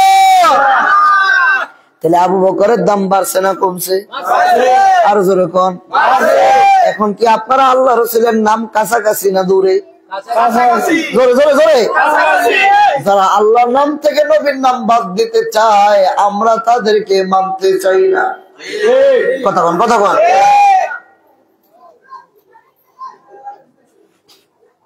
কারণ আটপশির হুজুর খাজা বাবা ফরিদপুরে আমাদেরকে রাসূলের সত্য তরিকা দিয়েছেন। আমরা যখন মুরিদ হয়েছি কি বলেছি? হে খোদা তোর জাতের কসম খেয়ে বলতেছি জীবনের শেষ নিঃশ্বাস পর্যন্ত রাসূলুল্লাহ সত্য তরিকা ছাড়বো না, লা ইলাহা ইল্লাল্লাহু মুহাম্মাদুর রাসূলুল্লাহ।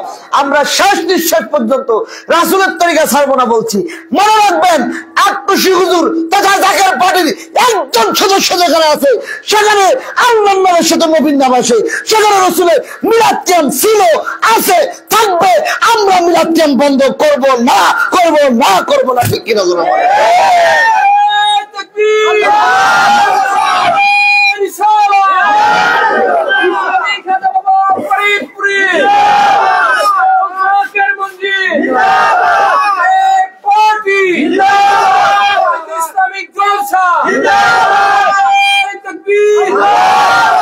আমার তার 15 নম্বর নসিহত ঈদে মিলাদুন নবী ও জাকের পার্টির আদর্শ।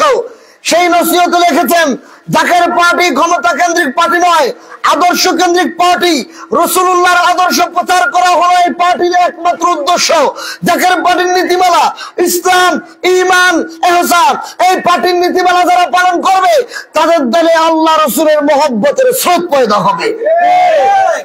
জিবরিল আমিন, এটা বুখারীর হাদিস, মুসনাদ আহমদ শরীফের হাদিস। তাকান আমার দিকে। নবীজির সামনে আসলেন মানুষের সুরতে, নবীর হাঁটু মোবারকে হাঁটু লাগায় বসলেন। বসার পরে বলতেছে ইয়া মুহাম্মাদা, ইসলাম কি? নবীজি বলেন ইসলাম হলো দৈনিক 5 ওয়াক্ত নামাজ পড়া, মাহে রমজান রোজা রাখা, সামর্থ্য থাকলে হজ করা, সামর্থ্য থাকলে যাকাত দেওয়া, এটা পালন করার নাম হলো ইসলাম। জিবরিল আমিন আপনি ঠিকই বলছেন, সুবহানাল্লাহ বলেন। সাহাবীরা কয় এটা কেমন প্রশ্নকারী রে, উনি কয় আমি কোন, আবার উনি কয় ঠিক বলছেন, তার মানে এটা উনি আগেই জানে।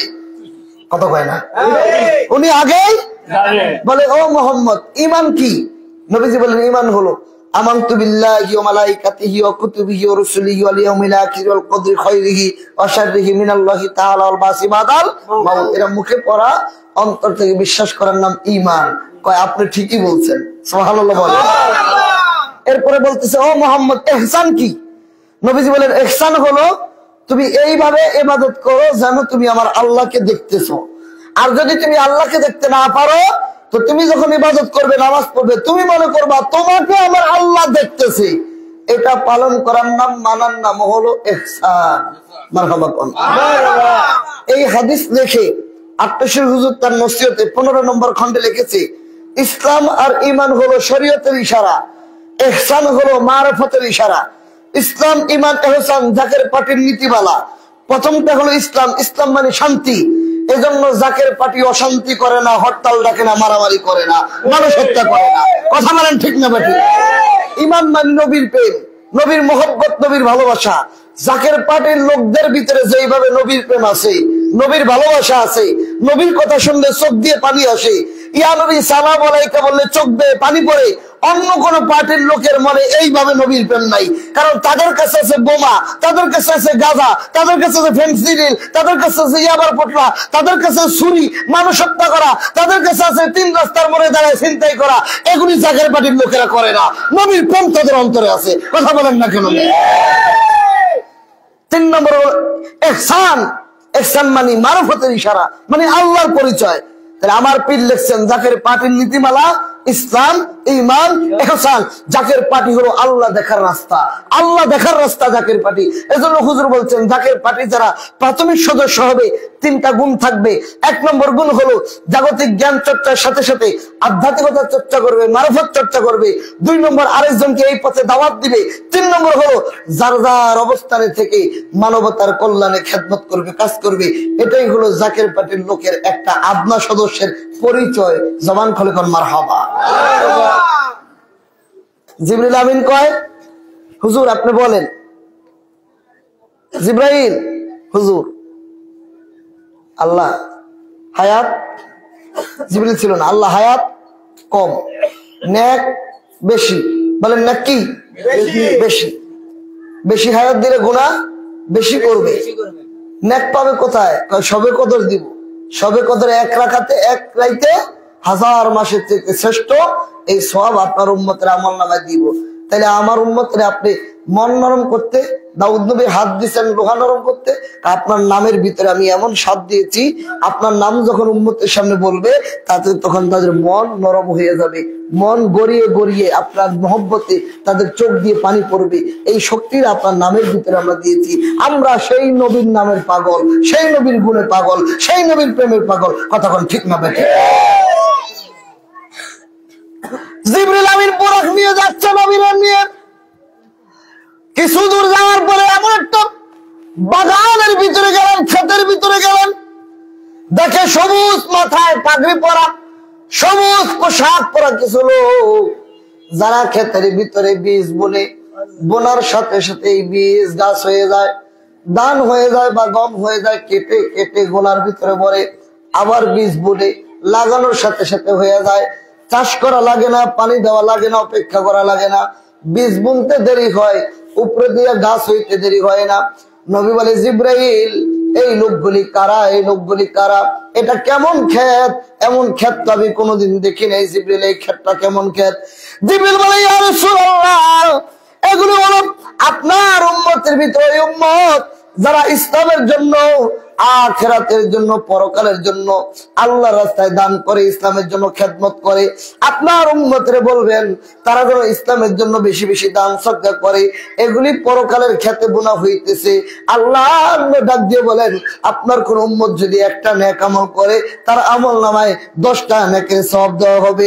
কেউ যদি 1 ওয়াক্ত নামাজ আদায় করে, তার আমল নামায় 10 ওয়াক্তের সওয়াব দেওয়া হবে। কেউ যদি 5 ওয়াক্ত নামাজ আদায় করে, তার আমল নামায় 50 ওয়াক্ত নামাজের সওয়াব দেওয়া হবে। চিল্লায় বলেন আল্লাহু আকবার।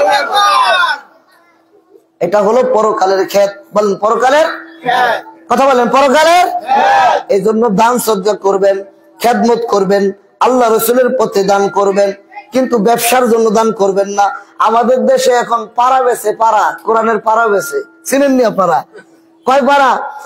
আমি এই যে ঢাকা যাত্রাবাড়ি চিনেন নি আপনারা? এই যে যাত্রাবাড়ি, যাত্রাবাড়ির পাশে একটা জায়গা আছে চন্দন কোঠা বাজার, যারা গেছেন চিনেন। তা আমি মাহফিল থেকে আসতেছি, ওখানে নামলাম, রাত বাজে প্রায় 11টা। এখন দেখি এক বক্তা ওয়াজ করতেছি, আপনারা এই মাহফিলের জন্য দান করেন। আল্লাহর কোরআন 30 পারা, কে আছে একজন ব্যক্তি 30,000 টাকা, একজন দাঁড়ান 30,000, 30 পারা কোরআন, টাকা দিবেন 30,000। কোন বেটায় দাঁড়াইছে? আমি কেমনে কইতাম? আমি দেবো 30,000। মার হাবা, মার হাবা। একজন তো 30,000 দিয়ে দিয়েছে, এটা তো আরো লাগবো। এক কাজ করেন, আমার এক ধনী ভাই তো 30,000 দিয়ে দিও। তাহলে এখন আল্লাহর কোরআন 3 ভাগ করেন, 10 পারা করে। কে দিবেন? 10,000 টাকা করে। 3 জন লোক দাঁড়ান, 10,000 টাকা করে। কয় হাজার? 10,000। 3 জন হয়ে গেছে 10,000। মানে কত হইলো? আগে 30 আর পরে 10,000 করে, 3 জনে 30, কত? 60,000 হয়ে গেছে। এখন আমার 10,000 তো সব ভাইরা দিতে পারবেন না। গরিব ভাইরা আছেন, রিক্সা চালান, ভ্যান চালান, তাহলে আল্লাহর কোরআন এক পারা করে ধরেন, এক পারা 1000, 30 জন লোক ধরেন 1000 কইরা, 30 জন লোক 1000, 30 জন লোক 1000। এই সমস্ত কোরআন বিক্রির ব্যবসা যারা করে, এই সমস্ত ব্যবসা আপনারা দান করবেন না। দান করবেন আল্লাহ রাসূলের পথে, গরিবেরা দিবেন, ফকিরেরা দিবেন, ইয়াতীমকে দিবেন। কথা বলেন না কেন?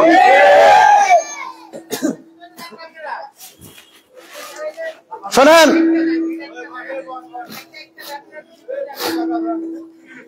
নবীজি বলে আমি আর একটু সামনে গেলাম, যা দেখি কিছু লোক যাদের সামনে, এই দেখেন, যাদের সামনে সুস্বাদু খাবার, সুস্বাদু গোস্ত বোনা গ্রান বাইরিতে এসে গরম গরম গোস্ত বোনা, গরম গরম, কিন্তু তারা এগুলি খায় না।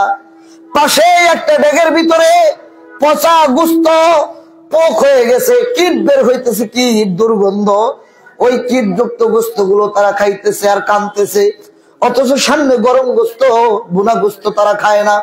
নবী বলে, জিব্রাইল রে, এই লোকগুলি কারা রে জিব্রাইল, এই লোকগুলি কারা? নারায়ে তাকবীর। আমাদের কদমতলী থানা জাকেরপাড়ি সভাপতি জনাব বদরুল আলম ভাইজান এসেছেন, তাকে তার আসন গ্রহণ করার জন্য বিশেষভাবে অনুরোধ করছি। আসেন জলিল ভাই, আসেন, দুরূদ শরীফ পড়েন। আল্লাহুম্মা সাল্লি আলা সাইয়্যিদিনা ওয়া আলা সাইয়্যিদিনা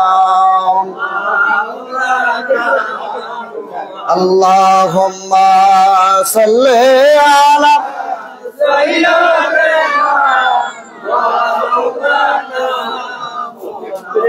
ওয়া আলা সাইয়্যিদিনা মাওলানা মুহাম্মদ। ও ভাইয়ার কত কাল করবেন হেলা, আপনার ডুবে গেছে আয়ু বেলা, পরেন সেরে খেলাধুলা, মুহাম্মাদিয়া রাসূলুল্লাহ। আল্লাহুম্মা সাল্লি আলা সাইয়্যিদিনা মাওলানা মুহাম্মাদ ওয়া আলা সাইয়্যিদিনা মাওলানা। সবাই মন লাগান আমার দিকে। নবী বলেন, বুনা গোস্ত, এই বুনা গোস্ত খায় না, অথচ পাশে পচা গোস্ত, পোক হইতেছে, সেই গোস্ত খায় আর চোখের পানি ছাড়ে। নবী বলেন, জিব্রাইল, এই লোকগুলি কারা? যারা বুনা গোস্ত খায় না, পচা দুর্গন্ধ গোস্ত খায়। নবী বলেন, ইয়া রাসূলুল্লাহ, এগুলো হলো আপনার উম্মতের ভিতরে ওই সমস্ত উম্মত যারা ঘরে হালাল স্ত্রী থাকার পরেও যারা পরকিয়া করে বেড়াইতো, যারা আরেকজনের সঙ্গে অবৈধ সম্পর্ক করে বেড়াইতো। ইয়া রাসূলুল্লাহ, হালাল স্ত্রী থাকার পরেও খারাপ সম্পর্ক যাদের সাথে ছিল, এরকম শাস্তি তাদের দেওয়া হচ্ছে, কিয়ামত পর্যন্ত এরকম শাস্তি দেওয়া হবে। নাউজুবিল্লাহ, জোরে বলেন। এরকম দুর্গন্ধ যুক্ত নর্দমার কীট মানুষ আমাদের দেশে আছে না নাই? কথা বল না। বেড়ায় সারা জীবন ব্যাংকে টাকা পাঠায় বিদেশ থেকে বউর নামে, আয়া দেখে বউ নাই, টাকাও নাই, ঘরের সম্পদও নাই। কথা বল না কেন? দুঃখ, দুঃখ। এটা সবচেয়ে খারাপ কথা কোনটা জানেন? এই মোবাইল, মোবাইল। জব্বরের বউ কুদ্দুসে, কথা কয় না মিয়া। আর পোলার বয়স 22 বছর, এই পোলা সারা রাত মোবাইলের ভিতরে। আমি তো ডাক্তার, অনেকে জানেন না, আমি হোমিওপ্যাথিক ডাক্তার। অনেক রুগীরা আইসা 15, 16, 20 বছরের পোলা পানি রাখো, হুজুর দেখেন তো আমার পোলা চাপাটা ভেঙে গেছে, একটু গোস্ত অনের ওষুধ দেন। আমি কেন দিতাম? তোমার পোলা মোবাইল টিপে সারা রাত তোর ঘুমাতে যাওয়া। কথা বল না কেন মিয়া? সারা রাত মোবাইল টিপে, সারা রাত ফেসবুক টিপে, সারা রাত মোবাইল টিপে, চেহারার অবস্থা 12টা বানাইছে। এই সমস্ত কুলাঙ্গার সন্তানদের হাত থেকে আল্লাহ আমাদের মা বোন যারা আছেন, বাবা ভাই যারা আছেন, তাদেরকে হেফাজত করেন। তাদের সন্তানগুলিকে চরিত্রবান বানান। মুখ খুলে বলেন আমিন। এজন্য ওলি আল্লাহর পথে দিতে হয়। শোনেন, মাদ্রাসা দুই প্রকার, আবার দিয়ে তাকায় থাকেন। কয় প্রকার? দুই প্রকার। আপনি এখন মাদ্রাসায় ভর্তি হয়ে মুফতি হওয়ার কোনো সুযোগ নাই। সংসারী করবেন না মুফতি পড়বেন, সংসারী করবেন না হাফেজ হইবেন। তাহলে 12 বছর লেখাপড়ার করে মুফতি হয়, মুহাদ্দিস হয়। আর এখন এই অবস্থায় কখন মরে যাবেন গ্যারান্টি নেই। ওলি আল্লাহর দপ্তরে ওলি আল্লাহর মারফতের মাদ্রাসায় ভর্তি হন, তরিকতের খেদমত করেন। 12 বছর খেদমত করার পরে মুরিদের কালবে যখন কামের পিছ সবক দিবে, কাজ জিন্দা হয়ে আপনি ওলি আল্লাহ হয়ে বের হয়ে যাবেন। মুফতি হবেন না, আপনি আল্লাহর ওলিতে পরিণত হয়ে যাবেন। গৌসবাগ আব্দুল কাদের জিলানীর ঘরে চোর ঢুকছে। চোর চুরি করা বোধহয় সওয়াবের কাজ। মুজাম্মেল সওয়াবের কাজ, নুরুজ্জামান সওয়াবের কাজ নেই চুরি করা, কবিরা গুনাহ, বড় গুনাহ। তা আল্লাহর ওলি আব্দুল কাদের জিলানীর ঘরে চোর ঢুকছে। চোর শীতের দিন কি আর নিব, কোনো কিছু পায় না। হুজুর তো নামাজ পড়ে, চোরাই করছে কি কম্বল ধরে পকেট প্যাকেট করে কম্বল নিয়ে বের হবে। এখন চোখের পাওয়ার নেই, চোখ কানা হয়ে গেছে, চোখে দেখে না। আল্লাহু আকবার জোরে বলেন। চোখে দেখে না, কি করবে? চোরা এখন খালি খুঁজে, আল্লাহ আমার একটু বাঁচাও, আল্লাহ আমার বাঁচাও। খুঁজতে খুঁজতে যায় খাটের নিচে ঢুকছে। খাটের নিচে ঢুকে আল্লাহ আমার বাঁচা, আল্লাহ আমার বাঁচা। এই সময় বাগদাদের শহর কুতুব মারা গেছে। প্রত্যেকটা শহরে একজন পাহারাদার কুতুব থাকে, আল্লাহর ওলি। বাগদাদের শহর কুতুব মারা গেলেন। খাজা খিজির আলাইহিস সালাম এসে বলে, হুজুর বাগদাদের শহর কুতুব মারা গেছে, যেহেতু আপনি জামানার বড় ওলি, আপনার সিল লাগবে, হুকুম দেন কাকে বাগদাদের শহর কুতুব বানাবেন। গৌসবাগ আল্লাহর দিকে রুজু হয়ে বলে, এই শহরের কুতুব কাকে বানাবো দয়া করে বলে দাও। আল্লাহ বলেন, গৌসে পাক এই মুহূর্তে কে আমারে ডাকে দেখো। এই সামনে ছেড়ে বসেন, কে আমাকে ডাকে দেখো। আল্লাহর ওলি আব্দুল কাদের জিলানী চক্ষুরা বন্ধ করে, আয় তাকা, চক্ষুরা বন্ধ করে খুঁজে দেখে বাগদাদের এলাকায় কেউ আল্লাহকে ডাকে না। সবাই আল্লাহুম্মা বিসমিকা আমুতু আহইয়া, সবাই ঘুমিয়ে আছে। হঠাৎ করে গৌসে পাকের কলবের নজরে দেখে খাটের নিচে একটা চোরে কয়, আল্লাহ আমারে বাঁচা, আল্লাহ আমারে বাঁচা, আল্লাহ আমারে বাঁচা। গৌসে পাক কয়, আল্লাহ কাউরে তো পাই না গো, আমার খাটের নিচে একটা চোর আছে। চোর চোরে কয়, আল্লাহ আমারে বাঁচা, আল্লাহ আমারে বাঁচা, আল্লাহ আমারে বাঁচা। আল্লাহকে গৌসে পাক এইটারই দুইটা কাজ সাইরা নাও। সুবহানাল্লাহ বলেন। গৌসে পাক চোরারে ডাক দিছে। চোরা কয়, হুজুর মাফ করে দেন, জীবনে আর এরকম করতাম না। খাদেম কয়, হুজুর এ খাদেমেরা এই চোরারে নিয়ে গোসল করে। চোরাই মনে মনে কয়, সারা জীবন যত চুরি করে ধরা খাইছি, আগু চুল্লা পিঠা খাইছি, আজকা বোধহয় হুজুরে গোসল করে পিঠে আমারে, হুজুর মাফ করে দেন, আর জীবনে চুরি করতাম না। হুজুর কয়, চোরারে করে চোরার জন্য মারার জন্য আনি না, গোসল করে না। গৌসে পাক তার কালবের ভিতরে সবক দিলেন, কালবের পর্দা খুলে গেল। মুহূর্তের ভিতরে এই চোরাই আল্লাহর ওলিতে পরিণত হয়ে গেল, বাগদাদের শহর কুতুব হয়ে গেল। জবান খুলে কোন মারহাবা। আরে চোর বেড়ারে ওলি বানায় বাগদাদের বাজার, আউলিয়ার দরবারে মিলে নবীজির দিদারে। বলেন, আউলিয়ার দরবারে মিলে নবীজির দিদার। আউলিয়ারা ইশকের বলে কত খেলা খেলতে পারে, আউলিয়ারা ইশকের বলে কত খেলা খেলতে পারে। চোর বেটারে ওলি বানায় বাগদাদের বাজার। বলেন, চোর বেটারে ওলি বানায় বাগদাদের বাজার, আউলিয়ার দরবারে মিলে নবীজির দিদার। বলেন, আউলিয়ার দরবারে মিলে নবীজির দিদার। জবান খুলে কোন মারহাবা। ওলি আল্লাহর দরবার থেকে কেউ খালি ফিরে না। আমার পীর বলেছেন, বাবা এই দরবারে তারা আসবে যাদের নামটা আসমান রাজ্যের জান্নাতি হিসেবে লেখা আছে। জান্নাতের মাটি নিয়ে যারা তৈরি, জান্নাতি হিসেবে যাদেরকে আল্লাহ কবুল করেছেন, তারাই এই দরবারে আসবে, অন্য কেউ আসতে পারবে না। সুবহানাল্লাহ বলে। এখন পিছনে দাঁড়াইয়া বাইরে মাইকের আওয়াজ শুনে কিছু লোক বলবে, হুজুরে এতক্ষণ ওয়াজ ভালোই করছিল, এখন একটা গোলমাল লাগাই এনেছে। চোরাই বলে চুরি করতে যায় ওলি আল্লাহ হয়ে গেছে। আর এটা আমার কথা না রে, আর কে ওলি হবে, কে জান্নাতে যাবে, কে জাহান্নামে যাবে, এটা জন্মের আগেই লেখা হয়ে গেছে।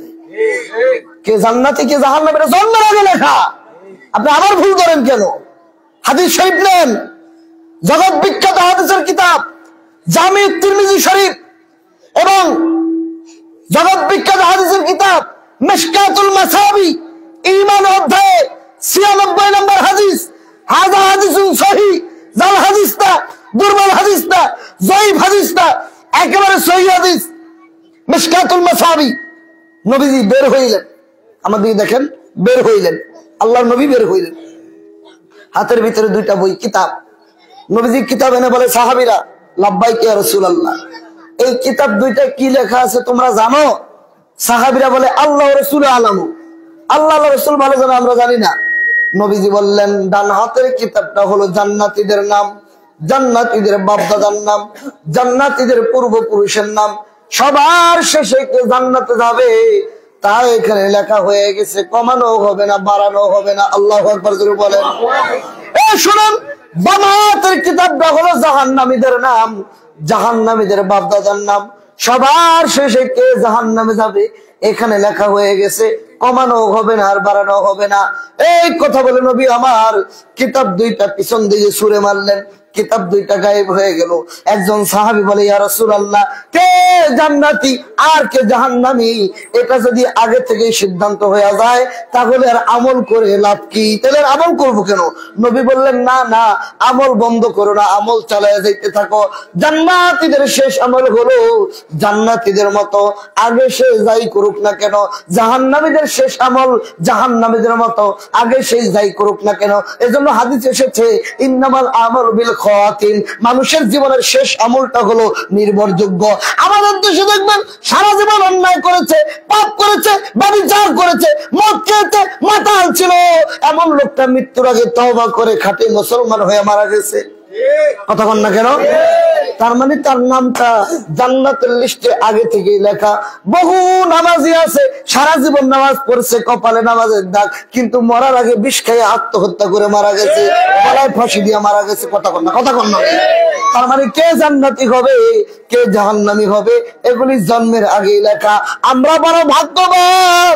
আত্মশির পীর বলেছেন, বাবা এই দরবারে তারাই আসবে, এই রাসূলুল্লাহ সত্য তরিকা তারা নিবে যাদের নামটা আল্লাহর দরবারে জান্নাতের লিস্টে লেখা আছে। জান্নাতের মাটি দিয়ে যারা তৈরি তারা বাবা এই দরবার আসবে। শুধু তাই নয়, তোমার দাদা পীর খাজা এনায়েত পীর আমাকে জানিয়ে দিয়েছেন, একটা লিস্ট দিয়েছেন এই দরবারে কে কখন মুরিদ হবে। তার মানে ওই জান্নাতের লিস্টে আমাদের নাম আছে বিধায় আমরা বিশ্বরীর মতো এত বড় ওলি আল্লাহর দরবার গিয়া রাসূলুল্লাহর সত্য তরিকা গ্রহণ করতে পেরেছি। কতক্ষণ ঠিক না বাকি? আরে রাসূলুল্লাহর তরিকা নিতে ডাকছেন কেবলা, মুখে বলেন রাসূলুল্লাহ তরিকা নিতে ডাকছেন কেবলা, জীবন মরণ সাধন করো, জীবন মরণ সাধন করো ও ভাই মুসলমান, রাসূলুল্লাহর তরিকা নিতে ডাকছেন কেবলা। এবার নবী আমার বলেন, আমি আর একটু সামনে গেলাম, যাই দেখি কিছু লোকদের জিব্বা কাটা হচ্ছে, জিব্বা ভালো হয়ে যায়, আবার কাটে। দেখতে মনে হয় এরা হুজুর টাইপের, মাওলানা টাইপের লোক, এরা আলেম মানুষ, সাধারণ কোনো মানুষ না। জিবরিল আমিনকে নবী বলে, জিব্রাইল এই লোকগুলি কারা? এরা কারা? এই লোকগুলি কারা? জিবরিল আমিন বলে, ইয়া রাসূলুল্লাহ, এগুলো হলো আপনার উম্মতের ভিতরে একদল আলেম সমাজ, যারা কোরআন হাদিসের অপব্যাখ্যা করত। কোরআনে আছে একরকম, হাদিসে আছে আরেক রকম, ব্যাখ্যা করতো আরেক রকম করে, মানুষের ভিতরে ফিতনা লাগাই দিত, দ্বন্দ্ব লাগাই দিত। ইয়া রাসূলুল্লাহ, আপনার এই উম্মতকে এইভাবে শাস্তি দেওয়া হচ্ছে, কিয়ামত পর্যন্ত এইভাবে শাস্তি দেওয়া হবে। নাউজুবিল্লাহ জোরে বলেন। আপনারা কি বলেন, এরকম ফিতনাবাজ মৌলবী আমাদের দেশে আছে না নাই? আছে এখন? সকালে কয় একটা, বিকেলে কয় আরেকটা। কথা বল না। সকালে কয় একটা, বিকেলে কি আরেকটা। বক্তব্য শুনবেন, উনি যখন ছিল না তখন সুদকুর বলে মুখে ফেলা তুলে দিছে, এখন উনি ক্ষমতা আসছে, এখন উনার নামে প্রশংসা করে। তার মানে সকালে একটা, বিকেলে আরেকটা। কথা বল না কেন মিয়া? বাপে মিলাদ করছে, দাদা মিলাদ করছে, উনি কয়েকগুলি করা হারাম শিরক। তার মানে বাপের কাফের বানাইতেছে। এরকম ফিতনাবাজ মৌলবী আমাদের দেশে। নবীকে আমি আরেকটু সামনে গেলাম, আরেকটু সামনে যাই দেখি এমন একটা জায়গা যেখানে একটা কবর, এই কবরের ভিতরে তাকায় দেখি একজন লোক দাঁড়ায় নামাজ পড়তেছে। সুবহানাল্লাহ বলেন। নবীকে জিবরাইল, ওই লোকটা কে? জিবরিল কয় হুজুর এই লোকটা হলো মুসা নবী, উনি কি করে? উনি এখানে নামাজ পড়ে। প্রত্যেক নবীগণ কবরে জিন্দা, তারা নামাজ আদায় করে। আরেক হাদিসে এসে ইউল যাকুন, আমার আল্লাহ কবরে তাদেরকে জান্নাতি খাবার খাওয়ায়। মুসা নবী কবরে দাঁড়ায়া দাঁড়ায়া নামাজ আদায় করতেছেন এবং জান্নাতের ভিতরে সেই নিয়ামত ভোগ করতেছেন। আল্লাহ নবী তাকে সালাম দিলেন, কথা বললেন, যাচ্ছেন আরেকটু সামনে, যায় দেখে শুধু খেজুর গাছ আর খেজুর গাছ। আল্লাহর হাবিব সরকার দু আলমকে বললেন, হুজুর এখানে আপনি দাঁড়ান, 2 রাকাত নামাজ পড়েন। নবীজি বলেন, এটা কোন জায়গা? জিবরিল বলেন, হুজুর এই জায়গার নাম হলো ইয়াসরিব। এমন একটা সময় আসবে আপনি মক্কায় থাকতে পারবেন না, আপনাকে হিজরত করে মক্কা থেকে বের করে দিবেন, আপনি ইয়াসরিবে আসবেন। এই জায়গার নাম মোহাম্মদ, আপনার নাম মোহাম্মদ, মিম হা মিম দাল মোহাম্মদ। এই মোহাম্মদের নাম দিয়ে এই জায়গার নাম হবে মদিনা মুনাওয়ারা, নবী মুহাম্মদের শহর। জবান খুলে বলেন সুবহানাল্লাহ। এই জায়গার নাম হবে মদিনা মুনাওয়ারা, এই জায়গার নাম বর্তমানে ইয়াসরিব। বর্তমান নাম কি? ইয়াসরিব। আপনি হিজরত করবেন। ইয়াসরিব নামে তুমি ছিলে অলক্ষণের দেশ, বড়ই মারার ত্বক যে ছিল তোমার পরিবেশ। ইয়াসরিব নামে তুমি ছিলে অলক্ষণের দেশ, বড়ই মারার ত্বক যে ছিল তোমার পরিবেশ। আরে নবীর ছোঁয়া লেগে তুমি শাহে মদিনা, বলেন নবীর ছোঁয়া লেগে তুমি শাহে মদিনা।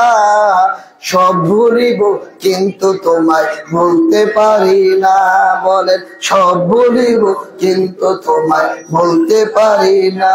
আর সম আল্লাহর চেয়ে বড় তুমি হও, খোদার সৃষ্টিতে তুমি শ্রেষ্ঠ ভূমি হও।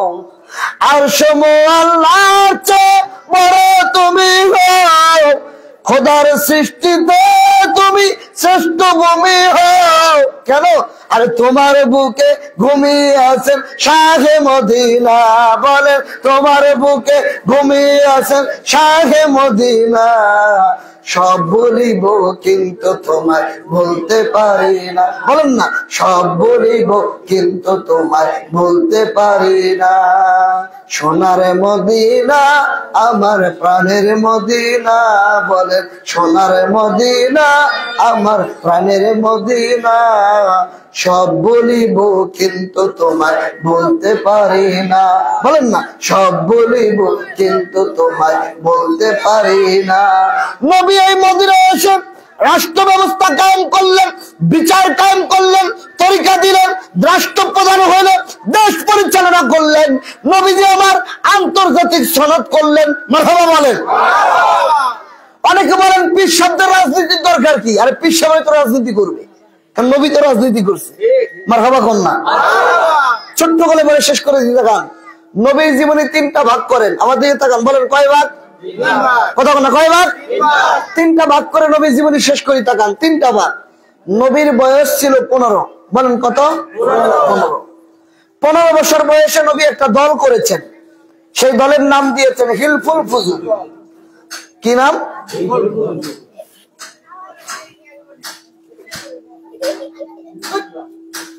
আব্বা কথা কইস না। হিলফুল ফুজুল নাম কেন নাম দিলেন? কেন দল করলেন? দল জানেন, কেন করছেন জানেন না। মক্কায় একটা বাজার ছিল, আমরা যেমন কি জানি বাজারটার নাম, এটা কুদার বাজার। আচ্ছা যাই হোক, বাজার তো একটা মক্কাতে একটা বড় বাজার ছিল, সে বাজার নাম ছিল অকাজ বাজার। সেই বাজারে প্রতি বছর মেলা হইতো। মেলার ভিতরে রাজনৈতিক দলের নেতারা যেত, এই দলের নেতা এই দল, ওই দলের নেতা ওই দল। প্রত্যেক দলের নেতাদের সাথে কবি থাকতো। এই দলের নেতার কবি ওই দলের নেতার বিরুদ্ধে কবিতা লিখতো, ওই দলের নেতার কবি এই দলের নেতার বিরুদ্ধে কবিতা লিখতো। লেখে লাগায় দিত ঝগড়া, বিশাল ঝগড়া। ঝগড়া বুঝেননি? এই পোলা আমাদের টাকা দেখবেন 2 পোলা, একটার নাম হলো ছোটন, আরেকটার নাম খোকন। পোলার বয়স 5-7 বছর। ছোটন আর খোকন দুইজন, এই যে বাচ্চা কাচ্চা, একজনের বৈশা রয়েছে, আরেকজনের কান ধরে টান মারছে। ছোটনে করছে কি, খোকনের গালে এক চর লাগাই দিচ্ছে। খোকনে করতে আমার গালে চর দিয়ে নাকের মধ্যে ঘুষি লাগাই দিচ্ছে। খবর কাছে খোকনের মার কাছে, তোমার খোকনের মারে হয়েছে। খোকনের মা এসে ছোটনের খালের ভিতরে এক থাপ্পড়। খবর কাছে ছোটনের বাপের কাছে, ছোটনের মায় মেরে বলেছে, আইসে খোকনের মা, বাপে। এলাকার লোক কয় আমার ভাবির গায়ে আঘাত করছে, আর ধর কতক্ষণ না কেন নিয়ে এই গ্রাম আর ওই গ্রাম, গ্রাম গ্রাম মারামারি। এরকম মারামারি হয় নাম কোথায়? সে যাইবেন ব্রাহ্মণবাড়িয়া, দেখবেন মারামারি কারে কয়। আর যাইবেন শরীয়তপুরে, ওই পার পদ্মার ওই পার জাজিরা থানা, জাগার নাম কাইজার চর। এরা আমাদের শরীয়ত কিশোর কিশোর কাইজার চর। কাইজার চর মানে গুনার মধ্যে বড় ভালো মানুষ, কাইজা বেশি হবে, জায়গার নাম কাইজার চর। তো অল্প একটু ঝগড়ার জন্য বংশানুক্রমে কাজে বাজারে মারামারি হয়ে গেল। কেমন মারামারি? নবীজি বলেন একটানা 5 বছর যুদ্ধ হলো, সামান্য একটা কারণে 5 বছর। নবীজি বললেন কত মায়ের বুক খালি গরম, কত স্বামী তার স্ত্রী হারাইলো, কত স্ত্রী তার স্বামী হারাইলো সামান্য একটা কারণে। নবীর মনে কষ্ট লাগলো, এটা মানতে পারলেন না। নবীর বয়স 15, মুখ খুলে বলেন কত? নবী তার বন্ধুদের ডাক দিয়ে বলেন, বন্ধুরা রে, এই মারামারি আর সহ্য হয় না, এটা সহ্য করতে পারি না। আসো আমরা একটা সংগঠন করি, একটা দল করি। দলের উদ্দেশ্য হলো মারামারি লাগলে আমরা বন্ধ করে দিব, রোগী থাকলে সেবা করব, গরিব থাকলে সাহায্য করব। এই দলের নাম দিব। নাম কি দিব? ওইখানে যেই দলের লোক ছিল নবীর সঙ্গে, একজনের নাম ছিল হিলফ, আরেকজনের নাম ছিল ফুজুল। নবীজি বলেন তোমাদের নাম, এই দলের নাম হলো হিলফুল ফুজুল।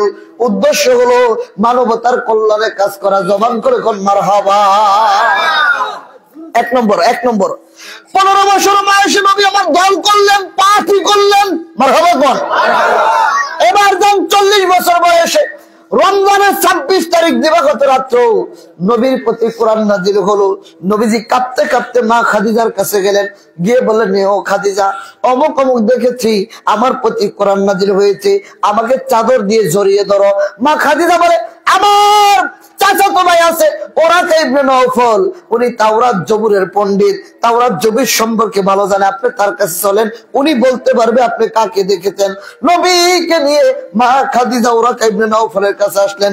বয়সের ভারে চোখের জ্যোতি কমে গেছে, বুড়া হয়ে গেছে, বৃদ্ধ লোক। উনি বললেন, ও খাদিজা রে, আমি যার কথা জানি উনি আর কেউ না রে, আখির জামানার নবী তিনি হলো তোমার স্বামী মুহাম্মদুর রাসূলুল্লাহ সাল্লাল্লাহু আলাইহি ওয়াসাল্লাম। ও খাদিজা, এই মক্কায় তোমার স্বামী থাকতে পারবে না, মক্কার লোকেরা তাকে বের করে দিবে। আফসোস আফসোস, আমি যদি তখন থাকতাম আমি তোমার স্বামীকে সহযোগিতা করতাম, কিন্তু আমি তো বয়সে কুলাইতে পারবো না, আমি মারা যাবো। আল্লাহর নবী গোপনে মুরিদ করা শুরু করলেন। প্রথম যাকে তরিকা দিলেন তিনি হলো নবীজির স্ত্রী মা খাদিজা রাদিয়াল্লাহু তাআলা আনহাকে প্রথম মুরিদ করলেন। লা ইলাহা ইল্লাল্লাহু মুহাম্মাদুর রাসূলুল্লাহ সাল্লাল্লাহু আলাইহি ওয়াসাল্লাম। জবান খুলে কোন মারহাবা। একবার উঠাই দিন কথা বলে।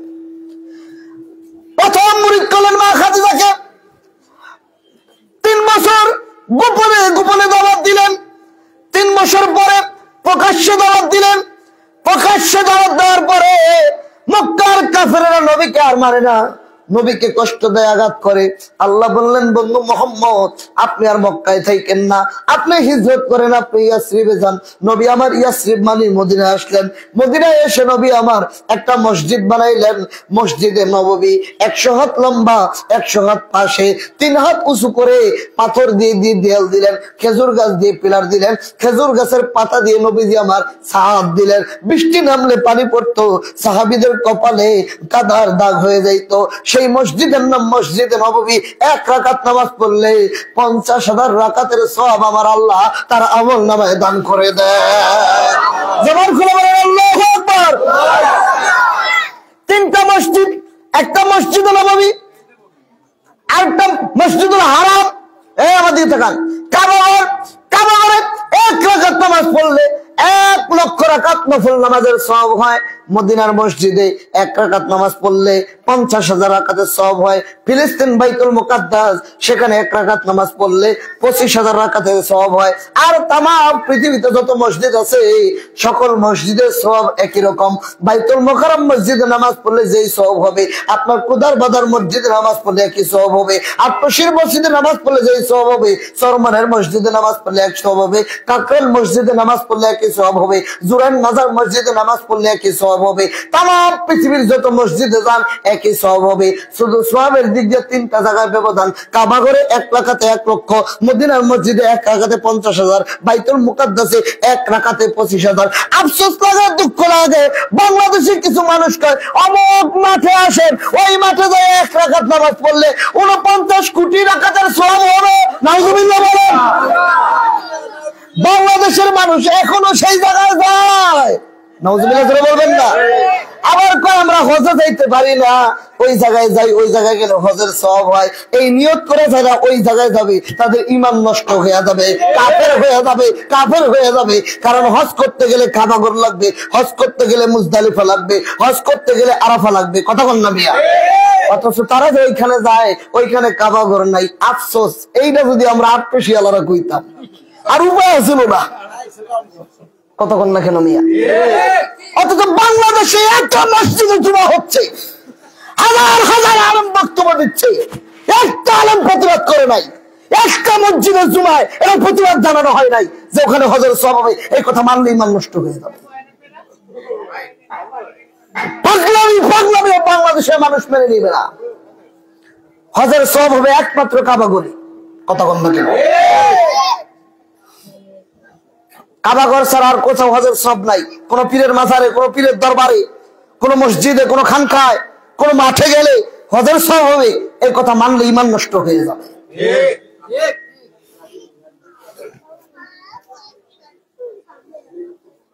নবী আমার মসজিদ বানাইলেন 100 হাত লম্বা, 100 হাত পাশে। আমার দিকে তাকান। নাম দিলেন মসজিদে নববী। বলেন মসজিদে নববী, মানে আমার নবীর মসজিদ। এখন ওই মসজিদে বসে নবী আমার মুরিদ করে তরিকা দেয়। তরিকা যাদের দেয় এর ভিতরে একজনের নাম হলো আল্লাহ নবী হুজুর সাল্লাল্লাহু আলাইহি সাল্লাম কালেমা পড়াইলেন। কালেমা পড়ানোর কারণে চাচা ডাক দিয়ে বলে, এ আব্দুল উজ্জা, তুই কালেমা পড়ছ, মুহাম্মাদের মুরিদ হইছিস কাহা? কয় তাহলে তুই আমার ঘর থেকে বের হয়ে যা, তোকে আমি ঘর থেকে বের করে দিব। কয় দিতে পারো? মুহাম্মাদের কালেমা আমি ছাড়বো না, আমি মুহাম্মাদের মুরিদ হয়েছি। বাবার সম্পদ থেকে বঞ্চিত করতে পারো, মুহাম্মাদের কালেমা ছাড়বো না। ঘর থেকে যখন বের করে দেয়, মার কাছে যায়, মা গো, আমি তো মুহাম্মাদের মুরিদ হয়েছি, তুমি কি বলো? তুমি তো আমার মা। বাবা তো আমার চাচা তো আমাকে বের করে দেয়, বলে আব্দুল্লাহর বেটা মুহাম্মাদের মুরিদ হইছো, আমার সন্তান বলে পরিচয় দিবি না, ঘর থেকে বের হয়ে যা, তোকে আমি ত্যায্য করলাম, তোকে আমি মানি না। আল্লাহ নবী এই পাগল আব্দুল উজ্জা, আরেক নাম হলো আব্দুল্লাহ, রোগ হয়ে যাবেন। এমন সময় চাচা ডাক দিয়ে বলে, এ আব্দুল উজ্জা, কই যাস? কই যাচ্ছি আমার নবীর কাছে। তুই যে মুহাম্মাদের কাছে যাস, তুই যে লুঙ্গি পরে আসস, ওই লুঙ্গিটা আমার টাকা দিয়ে কিনা, মুহাম্মাদের তরিকা নিছস, আমার লুঙ্গি খুলে দিয়ে যা। আব্দুল উজ্জা কান্দে বলে, ইয়া রাসূলুল্লাহ, এই দেখেন আমি একটা ছোট তেনা পরে আমার লজ্জাস্থান কোনো মতো ঢেকে আপনার কদমে এসেছি ইয়া রাসূলুল্লাহ। আমার চাচা, আমি যুবক মানুষ, আমার লজ্জাস্থান থেকে লুঙ্গিটা টান দিয়ে খুলে নিয়ে গেছে ইয়া রাসূলুল্লাহ। আমি লজ্জা কোনো মতো ঢেকে আপনার কদমে এসেছি ইয়া রাসূলুল্লাহ, আমি আপনারে ছেড়ে যাব না। নবী বললেন মসজিদের নববীর পাশে একটা বারান্দা বানাইলেন, নাম দিলেন আসহাবে সুফফা। যাদের কোনো মা বাবা ছিল না, তরিকা নেওয়ার পরে জায়গা দিত না, ইসলাম ধর্ম গ্রহণ করার কারণে ঘর থেকে বের করে দিত, নবী তাদের জন্য থাকার ব্যবস্থা করলেন। নবী খাওয়াইতেন, নবী খাইলে তারা খাইতেন, নবী না খাওয়াইলে তারা না খেয়ে থাকতেন। নাম হলো আসহাবে সুফফা। মারহাবা জোরে বলেন। ওইখানে নবী তরিকা দেয়, জাকির ভাই শোনেন, ওখানে তরিকা দেয় আর নামাজ পড়ায়, আবার নবী বিচারও করে। হঠাৎ করে মক্কার কাফেররা খবর পাইলো মদিনায় সবাই কালেমা পড়ছে, মুসলমান হচ্ছে, তাহলে কাজ করতে হবে, মক্কা থেকে মদিনায় গিয়ে আক্রমণ করব, মুহাম্মদকে ধ্বংস করে দিব। এই খবর যখন নবীর কানে আল্লাহ পাঠিয়ে দিলেন, নবী মদিনার সকল ধর্মের লোকদেরকে ডাকলেন, হিন্দু, বৌদ্ধ, খ্রিস্টান, ইহুদি, নাসারা যারা ছিল সবাইকে ডেকে বললো, এ মদিনার লোকেরা, ধর্ম তোমার, যার যার, এই দেশটা আমাদের সবার। বিদেশিরা যদি এই দেশ আক্রমণ করে তখন কে কোন ধর্মের এটা তাকাইবা না, আমি মুহাম্মদের নেতৃত্বে তোমরা এক হয়ে দেশকে রক্ষা করবা, তোমরা রাজি? তারা সবাই বলল রাজি। নবীজি রাষ্ট্র গঠন করলেন, রাষ্ট্রের প্রধান হইলেন মুহাম্মদুর রাসূলুল্লাহ সাল্লাল্লাহু আলাইহি ওয়াসাল্লাম। জবান খুলে কোন মারহাবা, আর জোরে বলেন মারহাবা। তাহলে 15 বছর বয়সে দল করলেন, মানে পার্টি করলেন মানবতার সেবায়। 40 বছর বয়সে তরিকা দিলেন। আর মদিনায় এসে নবী তরিকা এবং দেশ পরিচালনা একত্রে এক হাতে নিয়ে নিলেন, রাষ্ট্র গঠন করলেন। মারহাবা জোরে বলেন। আটশির পীরের পীর খাজা এনায়েতপুরী জাকের পার্টি ঘোষণা করেছে এনায়েতপুর দরবারে। আটশির পীর আটশিতে এসে তরিকা দিয়েছে। 1989 সালে হুজুর জাকের পার্টি গঠন করেছে। তার মানে রসুল দল করেছেন আগে, তরিকা দিয়েছেন পরে, রাষ্ট্র গঠন করেছেন তারপরে। আটশির পীরের পীর পার্টি করেছেন আগে, তরিকা দিয়েছেন পরে, তারপরে পার্টি করেছেন 1989 সালে। হুজুর চাইছিলেন রাষ্ট্রীয়ভাবে রাসূলুল্লাহর সত্য তরিকা এই দেশে প্রচার করার জন্য। মারহাবা জোরে বলেন। গত বছর, এখন শেষ হয়ে যাবে, গত বছর ঈদে মিলাদুন নবী রাষ্ট্রীয়ভাবে হয়েছে। এই বছর রাষ্ট্রীয়ভাবে মিলাদুন নবী হয়েছে, ঈদে মিলাদুন নবী হয় নাই, ঈদ কেটে দেওয়া হয়েছে। তখন সুন্নি জনতা, জাকের পার্টির লোকেরা যখন ফেসবুক, ইউটিউবে প্রতিবাদ করেছে, তখন এটাকে সংশোধন করে ঈদে মিলাদুন নবী নামে সংশোধন করে দেওয়া হয়েছে। তো রাষ্ট্রীয় ক্ষমতায় যদি সুন্নি তরিকার লোক থাকে, রাষ্ট্রীয় ক্ষমতায় যদি নবীর আশেক থাকে, তাহলে রাষ্ট্রীয়ভাবে নবীর সত্য তরিকা প্রচার হবে। এই জন্য আমার হুজুর পাক জাকের পার্টি গঠন করেছেন, চেয়েছিলেন জাকের পার্টির মাধ্যমে এই দেশে রাসূলুল্লাহর সত্য তরিকা দাওয়াত ঘরে ঘরে পৌঁছায় দেওয়া। এই জন্য জাকের পার্টি গঠন হয়েছে, ইসলাম প্রচারের জন্য, মারামারি করার জন্য না, চাঁদাবাজি করার জন্য না, মানুষ হত্যার জন্য না, লুটেরাজ করার জন্য না। জাকের পার্টির নীতিমালা ইসলাম, ঈমান, ইহসান। জাকের পার্টির নীতিমালা আল্লাহ রাসূলের দাওয়াত মানুষের ঘরে ঘরে পৌঁছায় দেওয়া। আজকে 35 বছর বয়সে এই দপ্তর হয়েছে জাকের পার্টি। আর আটশি হুজুরের এই দরবার, এত বছর বয়সে আটশি হুজুর কোনোদিন এই জুরাইলে এসে কোদার বাজারে এসে ওয়াজ করে নাই। আপনারা আটশি গেছেন কিভাবে? জাকের পার্টির মাধ্যমে মাহফিলের আয়োজন হয়েছে, ওলামায়ে কেরামগণ ওয়াজ করেছে। আপনারা কেউ শুনছেন, কেউ ভালোবাসছেন, কেউ দেখতে গেছেন, কেউ বাহাজ করতে গেছেন, যাইয়া হুজুরের কদমে সত্য দেখে মুরিদ হয়ে গেছে। এই জাকের পার্টির মাধ্যমে রাসূলের সত্য তরিকা প্রচারের জন্য হুজুর পাক জাকের পার্টি করেছেন। আমরা আপনাদের বলবো, জাকের পার্টির মহামান্য চেয়ারম্যান মুস্তাফা আমির ফয়সাল মুজাদ্দিদি আপনাদেরকে রাসূলের সত্য তরিকার পথে দাওয়াত দিয়েছেন, জাকের পার্টির পক্ষে আপনাদের দাওয়াত দিয়েছেন। আসেন, আপনারা সত্য পতাকার নিচে।